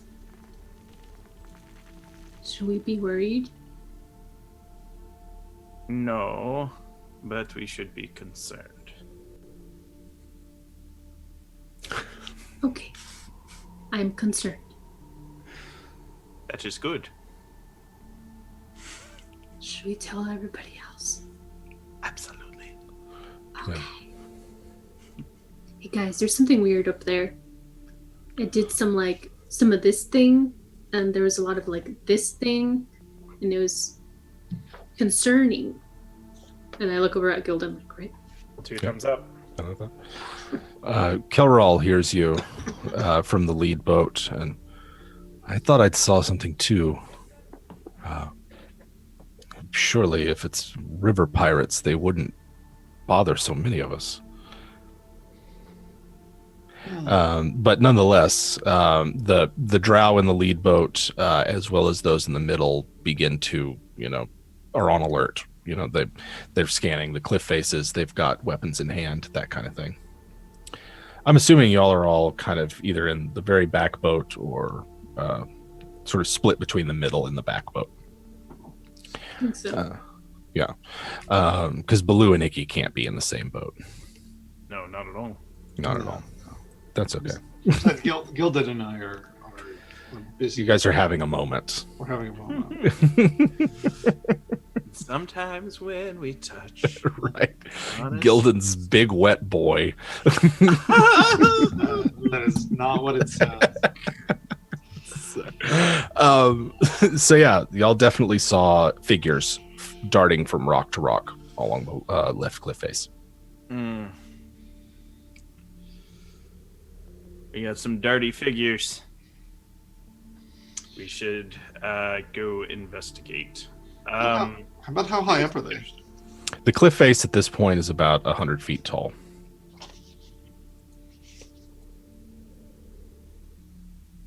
If they wanted us dead, they would shoot us. Unless they want us for food later. Or maybe Don't they lure us just into want a to. trap. They just want to be friends, maybe. We've already made lots of friends. But These there's- boats are too small for more friends. Should we pull over and say hi? Always. Why would we do that? I don't know. Maybe they have news. I mean, we assume that they're here to hurt us, but Here's what you can do. You can send me, and we'll see how it goes. What if we came up with a better idea? like what? Any idea that Gildan doesn't have? Better subjective. Are y'all stopped right now, or are y'all talking boat No, to we're boat? talking in boat. Yeah, Icky is definitely still paddling. Like, Okay. not gonna stop like for a moment. And since I assume she has several of the drow with ranged weapons with her, I assume they'll follow her. Yeah, definitely. Yeah, they're scanning the tops of the cliffs themselves. That sounds like a terrible plan, Gildan. Unless you mean, given that this thing that attacks Trade Town wants you, I'd rather not put you in any danger. Well, first off, your claim assumes that I have made a plan. I have none. But I am quite how should we say survivable? Are you He's just still paddling. I'm not dying for Gildan's stupid no plan.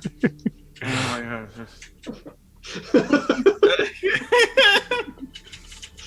Well, I can't argue with that.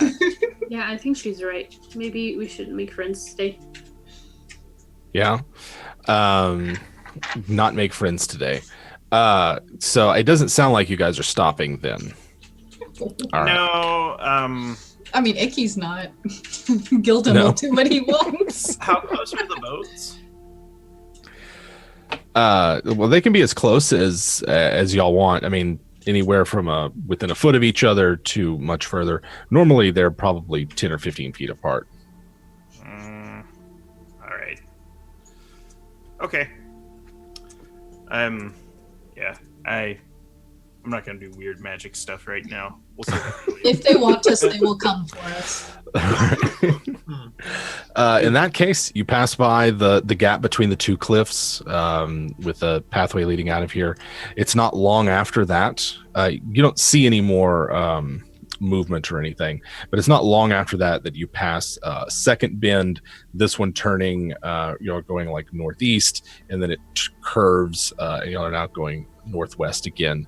The vegetation thins out even more, and what's on the sides of the river is just stunted and sickly looking, not particularly nice, lush, healthy vegetation. But as you approach, the portal that you've been seeing this entire time looms just absolutely large in your vision. It's just beyond this next set of cliff faces, and you've been traveling for the better part of a day right now. The sun has tracked itself across the sky. The second sun is on its way towards setting. So you've been traveling for a good bit of distance today. But you can also see this portal just dominates the skyline as you head northwest. And I still don't see anything sketchy. Not beyond the movement initially. You don't see any other things along the tops of the ridges or anything. Now, as you are scanning the shoreline, as you turn this second bend, you can see up ahead what looks like maybe a crack in the cliff or something, or maybe a path. But you're not sure that you'd be able to make it there before nightfall. Okay. Hello. Hmm. Will you wear this? I hold up a small little totem, almost like a little jewel from one of my bags. And I kind of show you my little finger and point to yours. Say, friendship ring? Will that fit on my finger? You gonna put it on? If it'll fit? Yeah, it should. So this is, I've cast Warding Bond. And essentially, for the next hour, Baloo and I, as long as he's within 60 feet of me, we both get +1 to our armor class and saving throws, and we have resistance to all damage. Essentially, this is kind of my preparation defense. Okay. So, just for the next hour. Okay. I Yeah. There is a within the next hour, two things will happen. The suns will have set, and it'll be proper dusk. But also, you will come upon this crack in the rock that Ellie spies out that she thinks starts to look like a pathway up. Both of those things will happen within the next hour.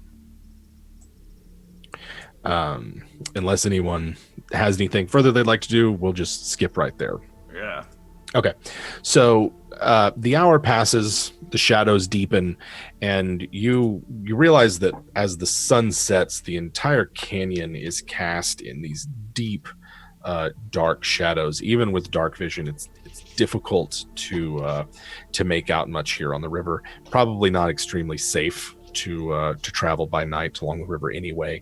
And all three of the drow do recommend, really should get off this thing so we don't accidentally run aground on a rock or something like that. Mm-hmm.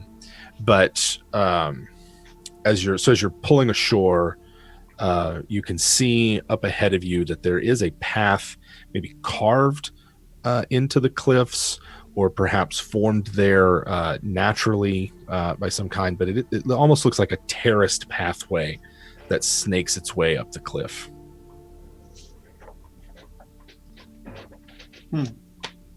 Shall we make camp? I think so. Is there enough room for us to stay? You're going to have to be spread out along the shoreline. There's not really a lot of room there's just not a lot of room, and some of you are probably going to have to sleep in the boats. Mm-hmm. Are you setting up camp right now, or are y'all planning on resting down for the evening, or are you going to do something else? Blue would like to get a look at the land if he can get higher. Yes, he can. Yeah. Icky doesn't want to stay next to the river or in a boat, so she'll actually go ahead and light her hooded lantern from her burglar's pack and just hook it on the belt and start walking up the terrace or climbing up the terrace or whatever's required for that. Okay, yeah, with a light source, it's an easy enough climb. If you're trying to do it in the dark, it'd be a little bit difficult. Is anybody following Icky as she scouts up this path and finds a place that's a bit not so close to the river? I'll go with her. Mm-hmm. Okay, Gildan, Blue, sounds like everybody is. Mm-hmm. Kelral, Enoch, and Memnon, the rest of the drow, they stay and set up camp and sort of keep everything in order. We'll say Mur's around, but closer towards the back. Mm-hmm. The pathway itself snakes its way up the cliff, and it's narrow. For most of it, two people couldn't walk side by side on it. As it reaches the top of the cliff, though, it widens out, and you can see that there are actual steps carved into the rock that make up the final stretch of this pathway, and that as you get near the top of the cliff, you can see pillars, columns. They're tumbled down, they're broken, they sort of lie in the midst of the rest of the rock, but there is definitely a pathway that was once lined with columns that leads from the cliff face into the interior of the plateau. Everything around here is very rocky. It's sort of difficult to get a clear sight line, lots of cracks and little mini canyons that you would have to snake your way in between, as well as large rocks that obstruct the view.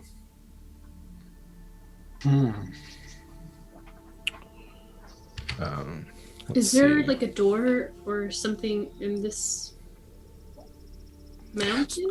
So y'all are on top of the cliff right now. Oh, okay. Not inside the cliff face. You actually traveled all the way up so that you're on the top of it. If you turn around, you can see like the river just snaking its way through the canyon, and you can see clear across to the other side. The moon is out, the stars are out. It's actually very clear up here.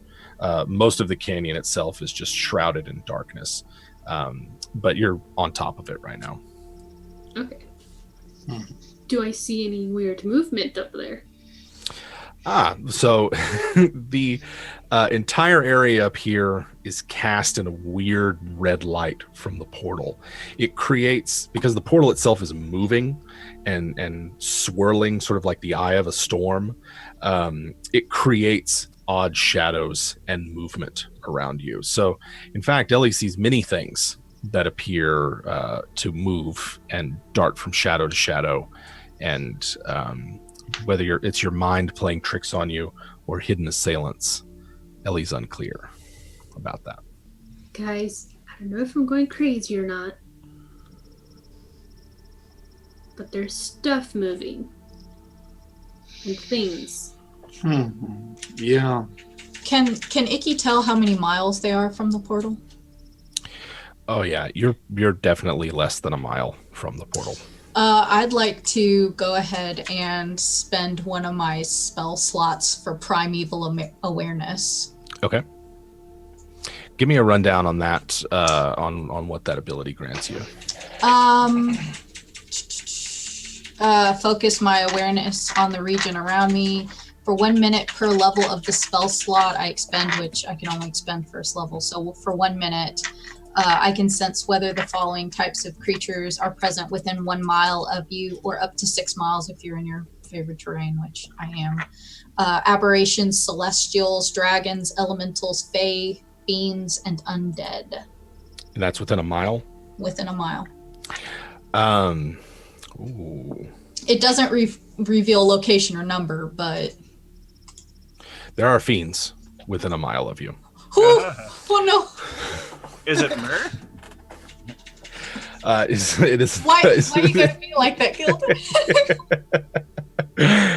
It doesn't seem to be Myr. You would know, I think, if it was Yeah. Myr. But like, yeah, her pupils get like all slitted, and she's just like, and then she goes ahead and she tells the rest of the group like, the earth has opened up. We have to go. And like starts to close the hood on her lantern a little bit. Okay. The area gets a little darkened. So this takes, let's see. So this lasts a minute. What's everybody else doing while Icky is attuning her senses to the environment? I'm going to cast Aid on Ellie, Icky, and Baloo, so their current hit points and maximum hit points increase by 5 for the next 8 hours, and then I'm going to attempt to hide, and I rolled an 18. Essentially, I want to try to be unseen as Gildan is to do as a goblin.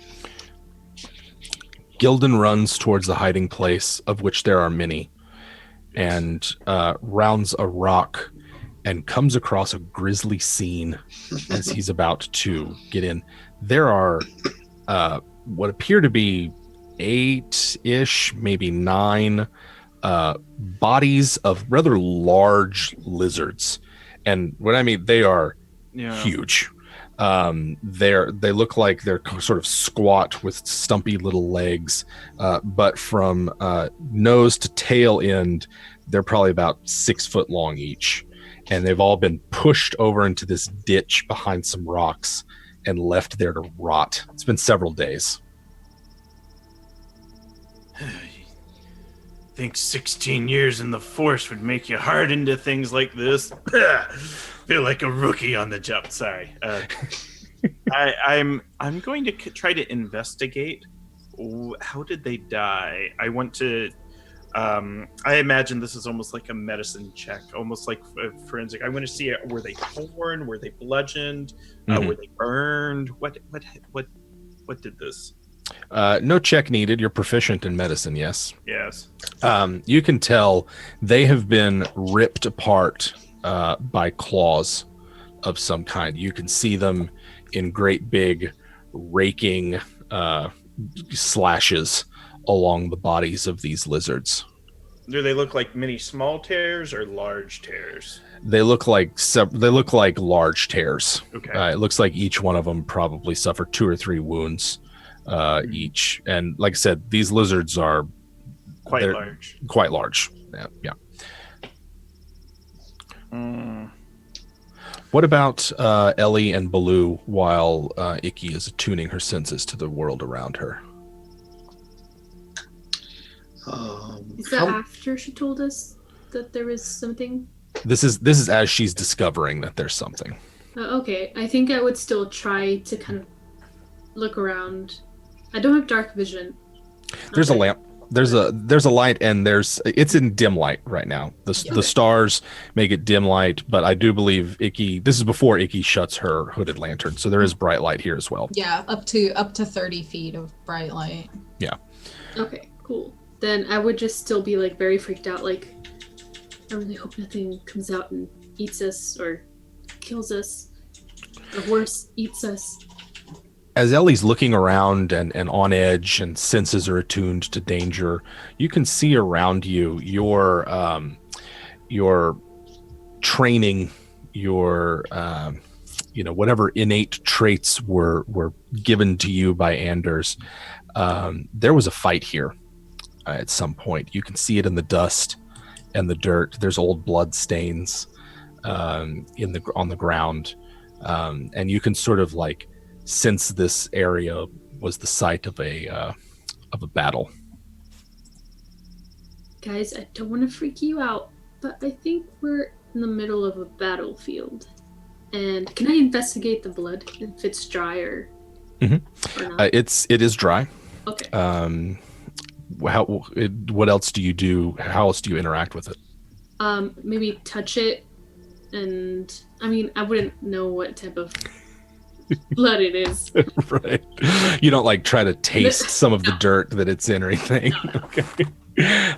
It's dry. But it has stained the ground a deep crimson, almost like oil, like an oil stain is what it looks like. Okay. I don't know what kind of savage did this, but I am not about it.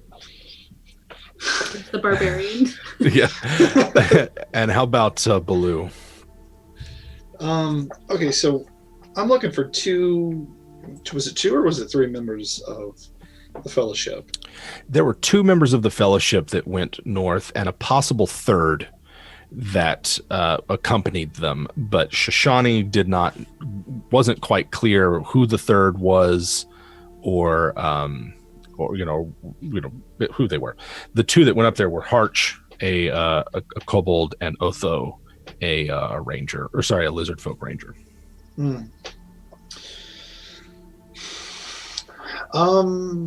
So you said there was blood? Yeah, about this time. Yes, yeah. There's blood. Ellie's checking that out. Gildan is hiding and doing whatever Gildan's doing, and Icky is using her primeval awareness. I'm going to summon the animal spirit of the giant flying pterodactyl fly thing. Yes. Which we're all familiar with. Flyodactyl. Yeah, the flydactyl. He's going to summon the spirit of the flydactyl, which will improve his sight.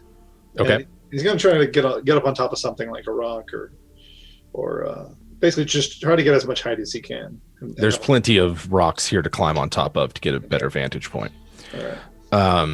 So you've given and this what gives you advantage on perception checks? Yeah, in addition to there's a combat advantage as well. Oh, right, yes, for ranged attacks. So Baloo easily scrambles up one of these rocky outcroppings, and you can see, to the north is just a ocean of desert. It's just nothing but red sand and rocks and endless badlands. To the south is mostly more of the same, although if you go further enough south, you get into the yellow wastes, which is a more dune-like sandy desert. You give me a perception check. You see all this in the light of the moon and the stars and the like, but give me a perception check to see what you can reveal. With advantage, I got 21. There's something moving somewhere close by to the north.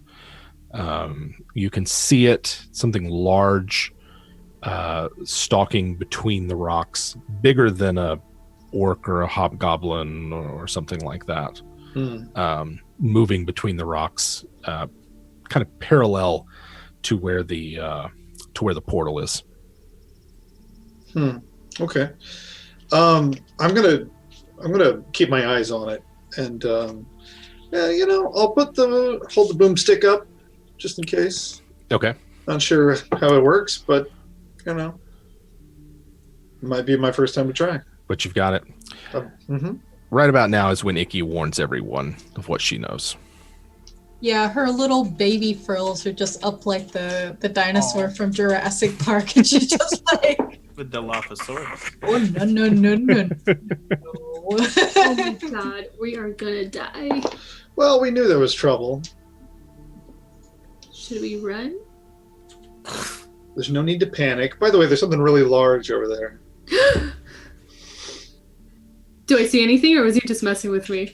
I mean, he's up on a rock. You wouldn't. Yeah. Are we yelling at each other? You're talking loudly. Should we leave? What is Gildan doing? I'm still hidden. Still hidden? By 18, and I'm waiting. I want to see if anything comes into sight. I'm trying to essentially... I'm going to cast Detect Evil. So, let's see how this goes. Okay. So I'm gonna throw, just so we have it in. So to explain to the audience how this works, which I think is a fair thing to do. Yes. Here's what we got. So with Detect Evil, for the duration, I'll know if there's an aberration, celestial, elemental, or fey, or fiend, or undead within 30 feet of me, not just a mile away. Similarly, I'll know if there's a place or object within 30 feet that has been magically consecrated or desecrated. And it can penetrate most barriers, etc. So you are standing on desecrated ground. F. Yeah, you know that much. Whatever is out there must not be within 30 feet of you. Okay. But, so I'm going to reveal myself, and very quietly I'm going to let Baloo know that the old wise woman has given me the wisdom that this ground is desecrated. She has spoken her words into my own ears, and I have heard them. Like a capital D desecrated? Capital DESCRET, blah, blah, blah, blah. Yeah. Cool. I'm still trying to figure out what this thing is. You want to come up here and look at it? Yeah. Hobble up. I'll reach down one of my giant hands down for him. Gildan and Baloo are having a bro moment right now on some rocks. How about Ellie and Icky? Icky will look straight at Ellie and be like, "We need to leave. We can't stay here." Should we just You're leave going- behind? Whatever that is, and she's just like pointing a claw at the portal. Whatever that is, it spats something out that will devour us. It will eat us. Food chain. Go now. They are slower than we are. Gildan, make me a perception check With advantage. with advantage. Woo! Come on, Eagle Eyes. It's a good thing it was with advantage. So that's a 19. Y'all have lost track of it. Crap. Well, F. Okay, now we need to go. Whatever is out there, we go, it eats them. We go faster. Do you understand? Mm-hmm. Yeah. Good. Let's go. Do we hear Just kind Icky? of like push Ellie towards the walkway. I was going to say our voices are carrying. You might be like, Icky, wait. So Icky and Ellie are leaving. Gildan and Baloo are on a rock. You've lost track of the thing that you were spotting. Later chumps. Right. You see them moving down. I'm assuming back down the path, not towards the infernal portal. My spell, by the way, stays up for 10 minutes. So Okay. if something comes within 30 feet, I'll know. Okay. Something comes within 30 feet of you. And as you guys are descending, I'm right. You guys were on the rock and y'all are now coming down. Gildan's senses, your sixth sense of this thing, snaps into focus. And where there was nothing, now there is something. Scanning around, you don't see anything. All right. So here's how we're going to do this. Crap, I've got nothing. Sorry, guys. Sometimes them's the breaks, right? So I might as well just kind of prepare myself, and I've already buffed your hit points. Baloo's a little tougher and resistant to damage. I'm readying my warhammer and letting them know something wicked this way comes. All right. How about everybody else? I'm being pushed You're being pushed. away from danger. All right. So this kind of all happens at once here. They're coming down the rocks. Gildan shouts out what it is that he said. Icky and Ellie are coming down, and there is a moment where the shadows in this little pathway that y'all had gathered on begin to coalesce and gather and form into a tight beam of shadow that aims itself at... Man, I've got so many choices. NPC. Oh, they're so far away, though. Y'all left them all down on the path.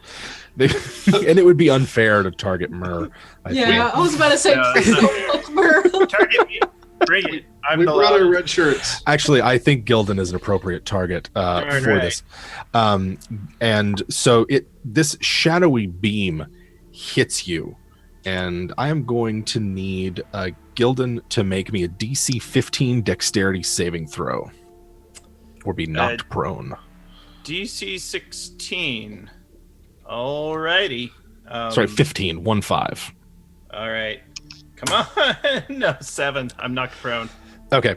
Gildan, this beam of shadow hits Gildan, and Gildan goes, first off, flying 20 feet.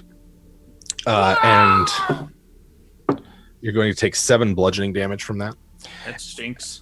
But you do still have warding bond up. I reduce it by half, so 3. And is knocked prone, as well as because of the rocky terrain, you're just like out of sight of the rest of the party. You still can't see anything. This shadowy beam just blasted Gildan off the rock. Baloo and the three of y'all, the remaining three, have you all make perception checks for me. I made my concentration check, by the way. If Okay, you're within great. 60 feet of me, or 30, yes, if you're within 60 feet of me, you get advantage. Yeah, 60. Everybody's within 60 feet of you. Oh, God, advantage. Thank God. 15. Oh, okay, cool. Next chance I get, I'm casting light on my shield. Okay. I got a 16. You We'll roll said for initiative after perception? this. Yeah, perception. Yeah, I got a 6. So. 6. Ellie, 15. 15. Mhm. Baloo. 16 was me. Baloo and Ellie can see that while Gildan might be gone, Gildan's shadow remains on the rock. Oh, and no. That is where we are going to go ahead and roll initiative. Woo! Yes. 14. Not 20. Oh. I got a 13. Ellie, I should go ahead and roll. How about Icky? 11. You're going to go before me. So that was Baloo, you got a 14? I got a 13. That's right. Gildan got the 14. Mm-hmm. As usual, I go last. I don't think I've gone anywhere in the initiative order other than last since we started. Anyway, I'm not bitter or angry or anything else about that. So here's the setup. Ellie is going to go first, then Gildan, Baloo, Icky, myself. The shadowy beam has knocked Gildan into the rocky badlands. There is it's Gildan's shadow remains on the rocky outcropping right next to Baloo, and there is something that shot a shadowy beam at you. So Ellie, it's your turn. Do I see this big thing? You see something it was basically like something formed in midair, but look like, let me see. You got a 16 for your perception check? I think it was 15. 15. You can see something making an impression in the dirt and the dust here. This battleground that you had looked at before. So you have an idea of maybe where it is, but you'd be at disadvantage to hit it because you can't see it. Okay. So as I kind of see something, Ellie's just gonna approach it and kind of look up and like around it and like towards the ground. Can you not eat us? Because that's probably my worst fear ever. And I don't like that you're hurting my friends, and I don't want to hurt you, but I have to because you hurt my friends, and I'm just in a very big dilemma. So if you're a ghost, we'll be nice. We could just leave. Everything will be fine. In some language that you may or may not speak, and I'll get everybody's languages that they know here in a second. I know Mur understands. I'll put mine in chat. Yeah, if you could, that's great. If you could put them in the backstage chat, that'd be great. You hear Kadishogin Roshmab from the air in front of you. Do I understand it? Ellie does not understand it. Icky or Gildan. Goodness, Baloo speaks so many different languages. Oh my God. None of you do. Mur, however, does, and I'm going to go ahead and say that she shouts out that it's not here to eat us, it's here to take us. But what if we don't want to go? We can't just take us against our will. You hear a metallic and wicked laughter from the space in front of you. I don't know how that was so funny. What is Ellie doing? Are you doing anything else? She's gonna take out her axe. She's not gonna rage because she's not mad enough yet. I'm not mad enough yet. I'm very sorry to do this. I just don't want you to take us because consent and all that stuff. So 18 18 to hit? Yeah. That was with disadvantage. Oh, Hey Jim, can I take reactions? Yes, you can. Okay, then I'm going to focus the fly pterodactyl spirit into her, so she gets advantage, which negates the disadvantage. Oh, great. Okay. Okay, so was that? So that was an 18. Ellie's axe, you swing it wildly at the space in front of you, and you connect with something. Perfect. So 15 damage. 15 damage. Nice. There is a spray of oily black blood that just appears in the air where Ellie's attack kind of grazes this thing and cuts open some portion of it. I'm so sorry. That is very gross. Just, seriously, please don't do this. Rethink this. Yeah. I didn't mean to get you wet with your own blood. Right, Gildan, it's your turn. All right. Here's what I'm going to do. I'm going to cast light on my shield and shine it around and see if there are, one, any things, two, any shadows cast from invisible things. Gotcha. From where you're at, you don't see any of that. You're sort of on the other side of that rocky outcropping. Your light spell banishes the weird shadows cast by the portal. Okay. And there is a... so that's gone. And you can see, number one, you don't cast a shadow from your light spell. Okay. Gildan has no more shadow. And number two, you see your shadow about 20 feet up the rocky outcropping. All right. Well, I'm charging a full move back towards the party. Okay. Is there anything I can engage with? As you round the corner of the rocky outcropping with your move, you can see right up where Ellie is that a shadow is cast from something large and winged that's clearly invisible. And then so there's that, or there is your shadow further up the rocky outcropping. All right. So I'm going to go towards the large thing, and let's see. I'm going to use my bonus action to use my final second level spell slot to cast Spiritual Weapon and take a swing at the big winged thing casting a shadow. Is it invisible? It is invisible. All right. Not great. I got an 8. Okay. your Baba Yaga ragdoll misses this thing. Swinging around. Yeah, this is probably so. Yeah, for the audience, fictionally how this looks, and I apologize for the spectral form of Baba Yaga, hair wild, and she's like, "Who awakens me?" Her jaw kind of flopping, not even in sync with the words. It's bad puppeteering right now, and then just kind of flails about haphazardly. And Gildan's like, oh, I'm not feeling it tonight. All right. So it's Gildan's turn. Baloo.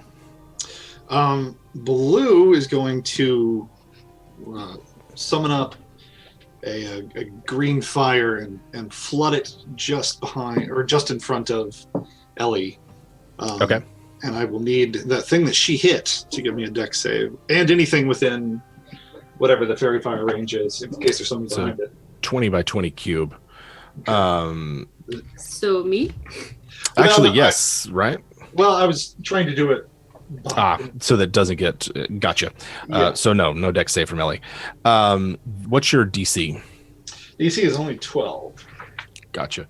Actually, my bonus was whatever. Yeah. So the green fire erupts, and every little pebble, every rock, every bit of bone or whatever sort of is outlined in this green fire, including this large, perhaps 12-foot tall, but also hunched over form that you can see. It's got its wings kind of tucked in. The head resembles it resembles a canine of some kind, or at least what y'all would understand to be a canine. But its jaw is also boxy and sharp and angular. Same with one of its arms. One of its arms seems to have, like muscle and sinew and the like, and the other one is jagged and boxy and sharp and angular. So it is outlined. You can see it, target it with spells, etc., etc. And you do anything else, Baloo? I have cast Fairy Fire, and I'm going to command the Flydactyl spirit to remain close by, specifically making sure that within its 60-foot zone is Ellie and Gildan, in case I need to use my reaction again. Understand. Everybody's comfortably within it. Okay. Icky. Yeah, Icky is gonna do a dumb, and like now that it's outlined, she's feeling kind of good about it. She's going to take one of her weighted nets from her bag, and she's gonna use that melee to kind of to try to tangle it up. Oh yeah, make some terrible life choices since it's its turn next. So that's true. It's gonna be real mad. So true. Yeah, she totally tosses that net. I guess that's is that an attack throw? Or I don't know. I've never used a net in Melee before, so we might have to bust out a rule book just to see. Offhand, I would say it's something like if you hit, then they are perhaps grappled or something. Oh, okay. If somebody could look that up while I'll pull it up. Yeah. You got it. You got it, Grant. When you use an action with a net, you can only make one attack regardless of the number of attacks you normally make. So I guess is it an attack or is it an action? An action is an attack. Yeah, looks like that is. There we go. A large or smaller creature hit by a net is restrained until it is freed, or it passes a DC 10 strength check, or does some slashing damage to it. So, yes, you use your net, and Icky kind of unfurls it right. It sort of unspools as you come over, and you can see it drape itself over the majority of this thing, getting its angular arm kind of pinned to the side of it. And restrained is fairly nasty. It can't move. It's got a disadvantage on attacks and something else, if I'm not mistaken. But the big one has got disadvantage on attacks. Yep. Can't move either. Can't move either. Yeah. Does Icky do anything else? I would like to use a bonus action, if I can do that. To do what? Another really terrible decision. What's that? I'm gonna bite him. I'm gonna use my bite. All right, I'll say because it's a natural weapon that it can circumvent the normal restriction on attacking multiple times with the net, and you can make a bite attack. Okay, awesome. It's so dumb. Which I'm proficient in. I learned that today. Correct. Okay, proficiency bonus. AC 17. Ugh. No, I totally miss. So you get your jaws around it, right? But its hide is tough, and the part that you're biting is also furry, in this sort of like mangy, manky kind of fur. Yes, thank you, Pruitt. Disadvantage on dex saves. It's always good to have a pocket rules lawyer at your table. Represents me in Gamers Court, that guy. So Icky has bit this thing and restrained it with a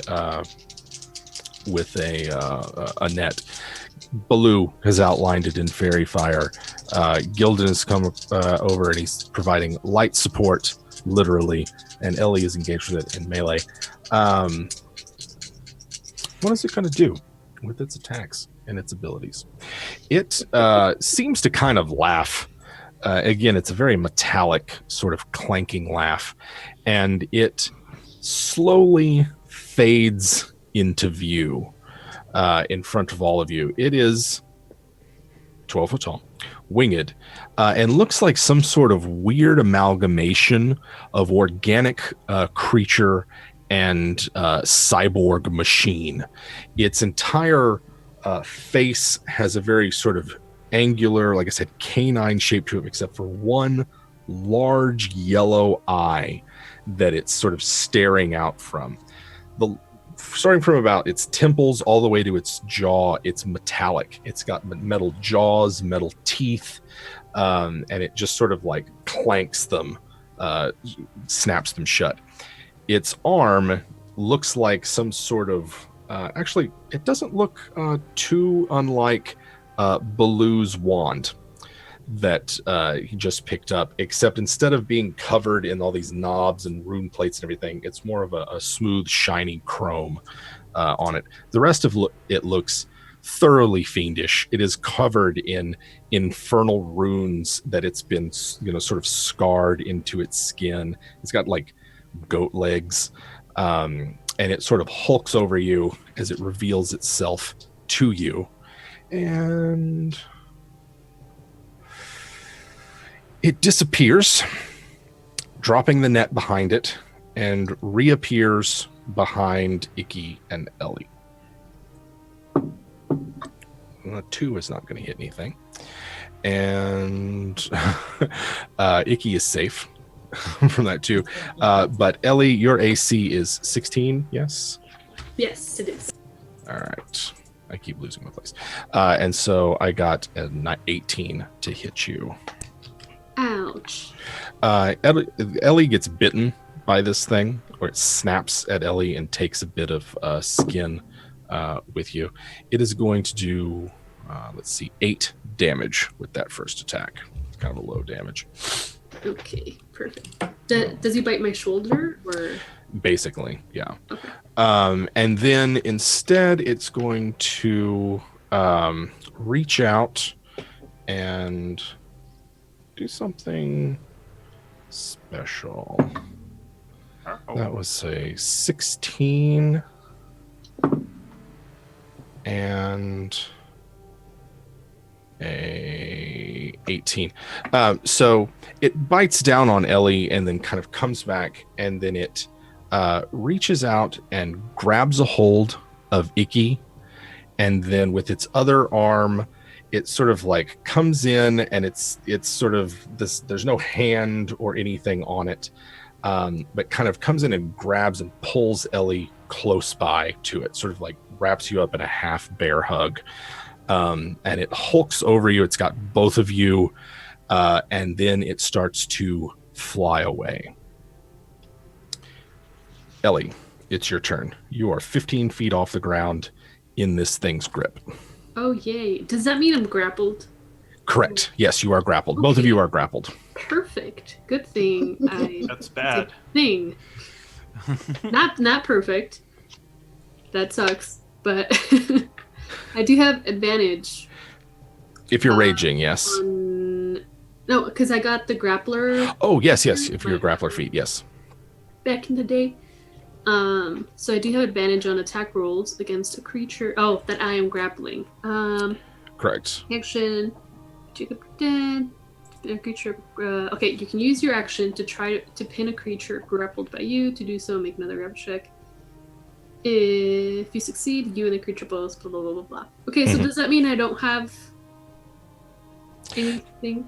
That means if you wanted to counter grapple it, like right now it's got you grappled, but there's nothing stopping a grappled creature from grappling the creature that is grappling them, if you follow me. It can't, two opponents can grapple each other, right? You would basically be doing that, and thanks to your grappler feat, I believe that means instead of being grappled, they are restrained. Did I understand correct? So if you pass your the opposed check on that one, it will you'll grapple it, and then we'll figure out what happens after that. Okay, so is it possible for me to rage and grapple him at the same time? Yes, it is. Okay, perfect. So as he carries me and Icky off of that, I get really scared that I just black out and I just go into a rage. All right. So we can do this, I guess. Yes, we I are. roll for an attack then? Yeah. Just go ahead and roll me an athletics check Oh, with so- advantage. Okay. Oof. I got a 14. 17. So, describe to me how Ellie could grapple this creature that would basically you grappled it in such a way that it's now plummeting to the ground. It was 15 feet off. It's now falling. Okay, perfect. So you said he didn't have a hand? The one that's got you is just like a metal tube for an arm with an opening in it that nothing's coming out of it. Okay. Trying to think. I'm trying. Like, you guys ever played the video game Doom? Like, No, I've seen gameplay of it. Right, there's like demons there that are part cyborg, part demon. It kind of looks something like that, right? Yeah, Okay. yeah, totally. One of those things, yeah, where you One of those things. You just well, you used think of it like a lever. There's a fulcrum, so you turn your body into the fulcrum and you just levered it over, and then took a dominant position. Yeah. There's that as well. Yeah. I think that's probably the most. I was gonna say maybe crush a little bit and like fold it. Yeah. Go down. Maybe but- grab a wing. It's just stronger. Just Right. Yeah. I rolled I'm gonna do one that. for the damage that everyone takes as this thing crashes to the ground thanks to Ellie's counter grapple. reduced by half for us. Correct. Me and So Ellie and this creature are grappling each other, right? As well as it's also got one hand holding Icky. So To be fair, Icky does deserve it for leaving the other two to die. that's true. Their comeuppance. It's Gildan's turn. All right, I'm firing a guiding bolt at it, and I got a 21 to hit. 21 hits. All right. That's all right damage-wise. So 6, 12, plus 5, 17 points of radiant damage. Okay. And then I'm going to do a bonus action to swing at it with the spiritual weapon. Which gets advantage from the guiding bolt, yes. Cool. And so I got a 21 to hit with that as well, if we have advantage. Mhm. And the damage is 7 plus it's 9. I wish I had high modifiers, but I didn't do that with this build. I do like your commitment to the +2 modifier. Yeah. All right. Gildan unleashes his attacks on it, and it seems to reel from the onslaught a bit, particularly that guiding bolt. I take it there's no other bonus action or anything, or you use your bonus I action. used my bonus action, and what I can do though is I can move, and I essentially went to move to the my shadow and attempt to reclaim it. I don't know what that means, but it's just like, all right, shadow, you're coming back with me. It might fight me, it might not. I don't know. You move back to where you last saw your shadow, and there's nothing. No, it's not there. It's not there now. Okay, if I can't see my shadow, I gotta deal with that later, and I'll engage the big demon thing. Okay, that's just because the DM forgot that it existed. Baloo, it's your turn. Sorry, guys.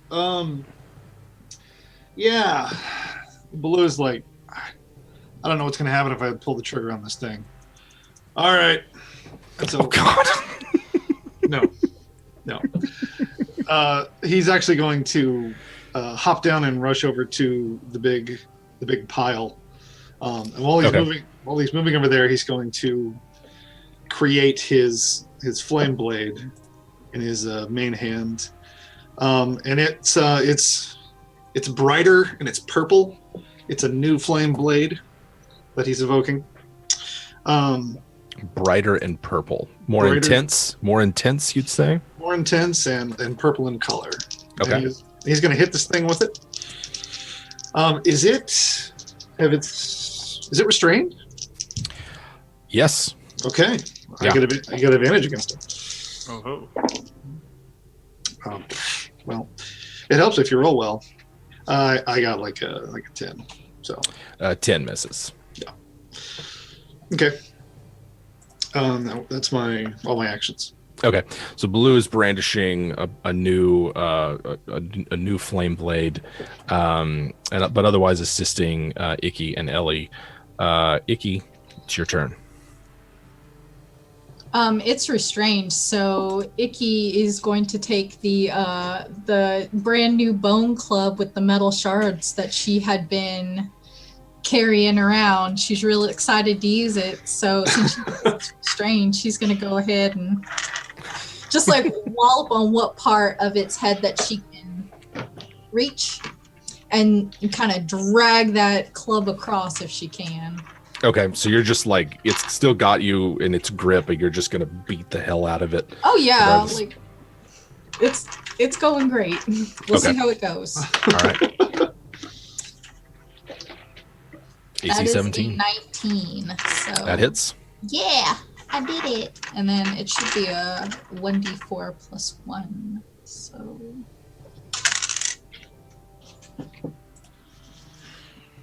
yeah, okay, I guess it'll be 3 damage, whatever. So you start beating away at it, and it seems to be like almost trying to maybe use Icky as a bludgeoning object to hit Ellie. And then it's sort of like rearing up for a swing. Icky, you can feel its muscles start to tense up, and then at the last second, the creature along with Icky disappears. Ellie in the grapple kind of stumbles as this thing just completely steps out of its grasp, or steps out of your grasp. And I'm tempted to end it right there. I think you kind of need to. Yeah. That's the juicy cliffhanger. Yeah. I don't like This- it. But This thing disappears with Icky. No. And we're all going to have to find out next week what happens after that. No, I refuse. Okay, I guess Icky do a leave then. I guess.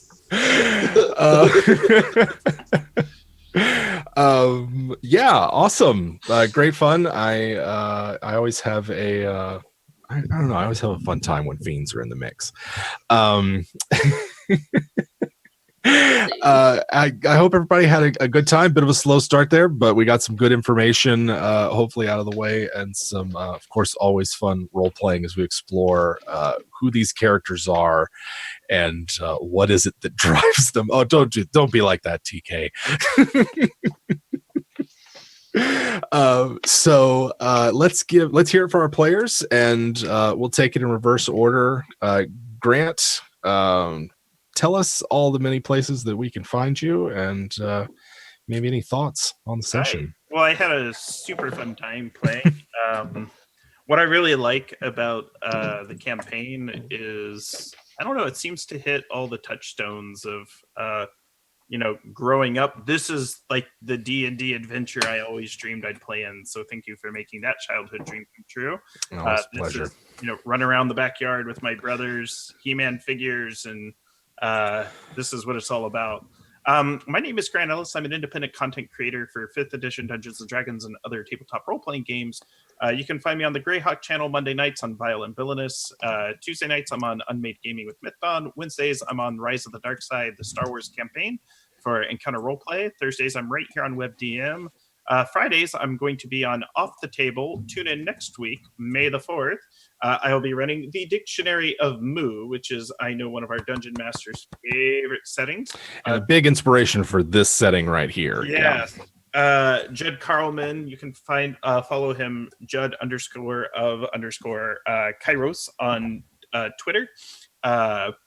Is very excited. I'll be running the setting in Cypher System, which Jim also likes, with special guests Laura Lania, Marcy Vellin, Kiana Shaw from Starward Bound, Summer Job, and Mr. Matthew Mercer. So we'll have the dream team taking on a world very similar to this one. And then I'm on Money Cook on Sundays. Just offhand. Yeah, just fun. You disgust me, Grant. Oh, it's a wonderful and amazing time we live in that it's possible for people to do this and play the way that we get a chance to play. Josh, thoughts, concerns, vexing notions. I was really tempted to boomstick it and just see what happens, but I was hoping you would. I was hoping I would too, but I didn't have the stones for it. I was hoping you wouldn't, and I'm glad you didn't. Had a good time. As always, it's fun being the weird, cuddly one, as I am in real life sometimes. I am on the internet, mostly on Twitter, although I have hidden accounts all over the place. Good luck finding them. Oh my goodness. And, sounds like a challenge. Yeah. Find the challenge. Our commissions are closed right now, but I'm kind of open to people asking about pricing and things like that. Also, if you just want to show me cool art that you've done, please reach out to me. I'm at Beard for Charity, and yeah, I love being here. Awesome. Anna? Hello. I can't believe Icky's gone for now. She's dead. I mean, we should just have a funeral right now. Yeah, well, it was great playing with you, TK. You're amazing. I'll never forget. Good luck finding other shows. But I had a great time. But you can find me on the interwebs, places, and things. So I'm as Cyborg Pizza on Twitch. I'm a variety streamer there. I do all of the video games. I'm part of a podcast called Wonder Quest. It's an all-women podcast, 5 D&D actual play. I butchered that, but it's something like that. We play D&D, and it has a lot of fuel. So if you like crying, it's a podcast for you. Right. It's some would call it emotional torture. Yes, some might. Some might. Some might. And on Thursdays at 11 a.m. Pacific Standard Time, I'm on Encounter Roleplay. And what else do I do? I don't know. I'm not as cool as Grant. Oh, I do photos. I have a Patreon for that I released recently. Nice. If you like photos or like very artsy photos, consider supporting. If not, that's cool. I'll post links. Okay. Awesome. TK. It Feels happens. bad, man. Yeah. I would like to blame Baloo for this Oh, easily. and his That's fair enough. friendship with the Fellowship. That's fair 100% his fault. Sure. Actually, you know what? Icky deserves it. She was completely willing to sacrifice the other two to get out of there. So, kind of had it coming. So that's fair. A little Hannibal Lecter lizard. Kind of. Maybe she should have a timeout. It'll be a learning experience for her at the very least. We're gonna have a good time, I guess, or Yes. not. We'll see. Yeah. The world is a dangerous and uncertain place, and as also the land between two rivers is as well. So Very on brand for me. So I always enjoy. This is quickly becoming the highlight of my week, getting to run, and it feels very. This setting has been one that I've wanted to explore for a long time, and I couldn't ask for a more awesome group of players to do that with. Everybody, we appreciate it, you coming out and watching us. Of course, any way that you support us, we are appreciative of, even if it's just helping spread the word, saying hi, stopping in the chat, whatever it is. Yes, free Icky, free Hellion. Everyone needs to be freed. Of course, we do have our new YouTube channel, WebDM Plays, where the shows are going to be archived. It takes a couple of days to get them up on YouTube, but they will be on YouTube for your enjoyment and morbid fascination. WebDM also has a Patreon. Check us out there if you'd like WebDM 5 days a week. We've got a podcast, exclusive videos, and the like. And of course, we are all over the internet ourselves, and we appreciate hearing from you, what you guys want, what you guys like. This is an amazing time and an amazing experience that we get to have, and we like to share it with as many people as possible. So let us know what you think. All right, guys. I guess we will see each other next week. And TK, hang in there. It's going to be okay. And we will find out what happened to Icky and see what's going to happen next week. Yeah. All right, guys. Catch you later.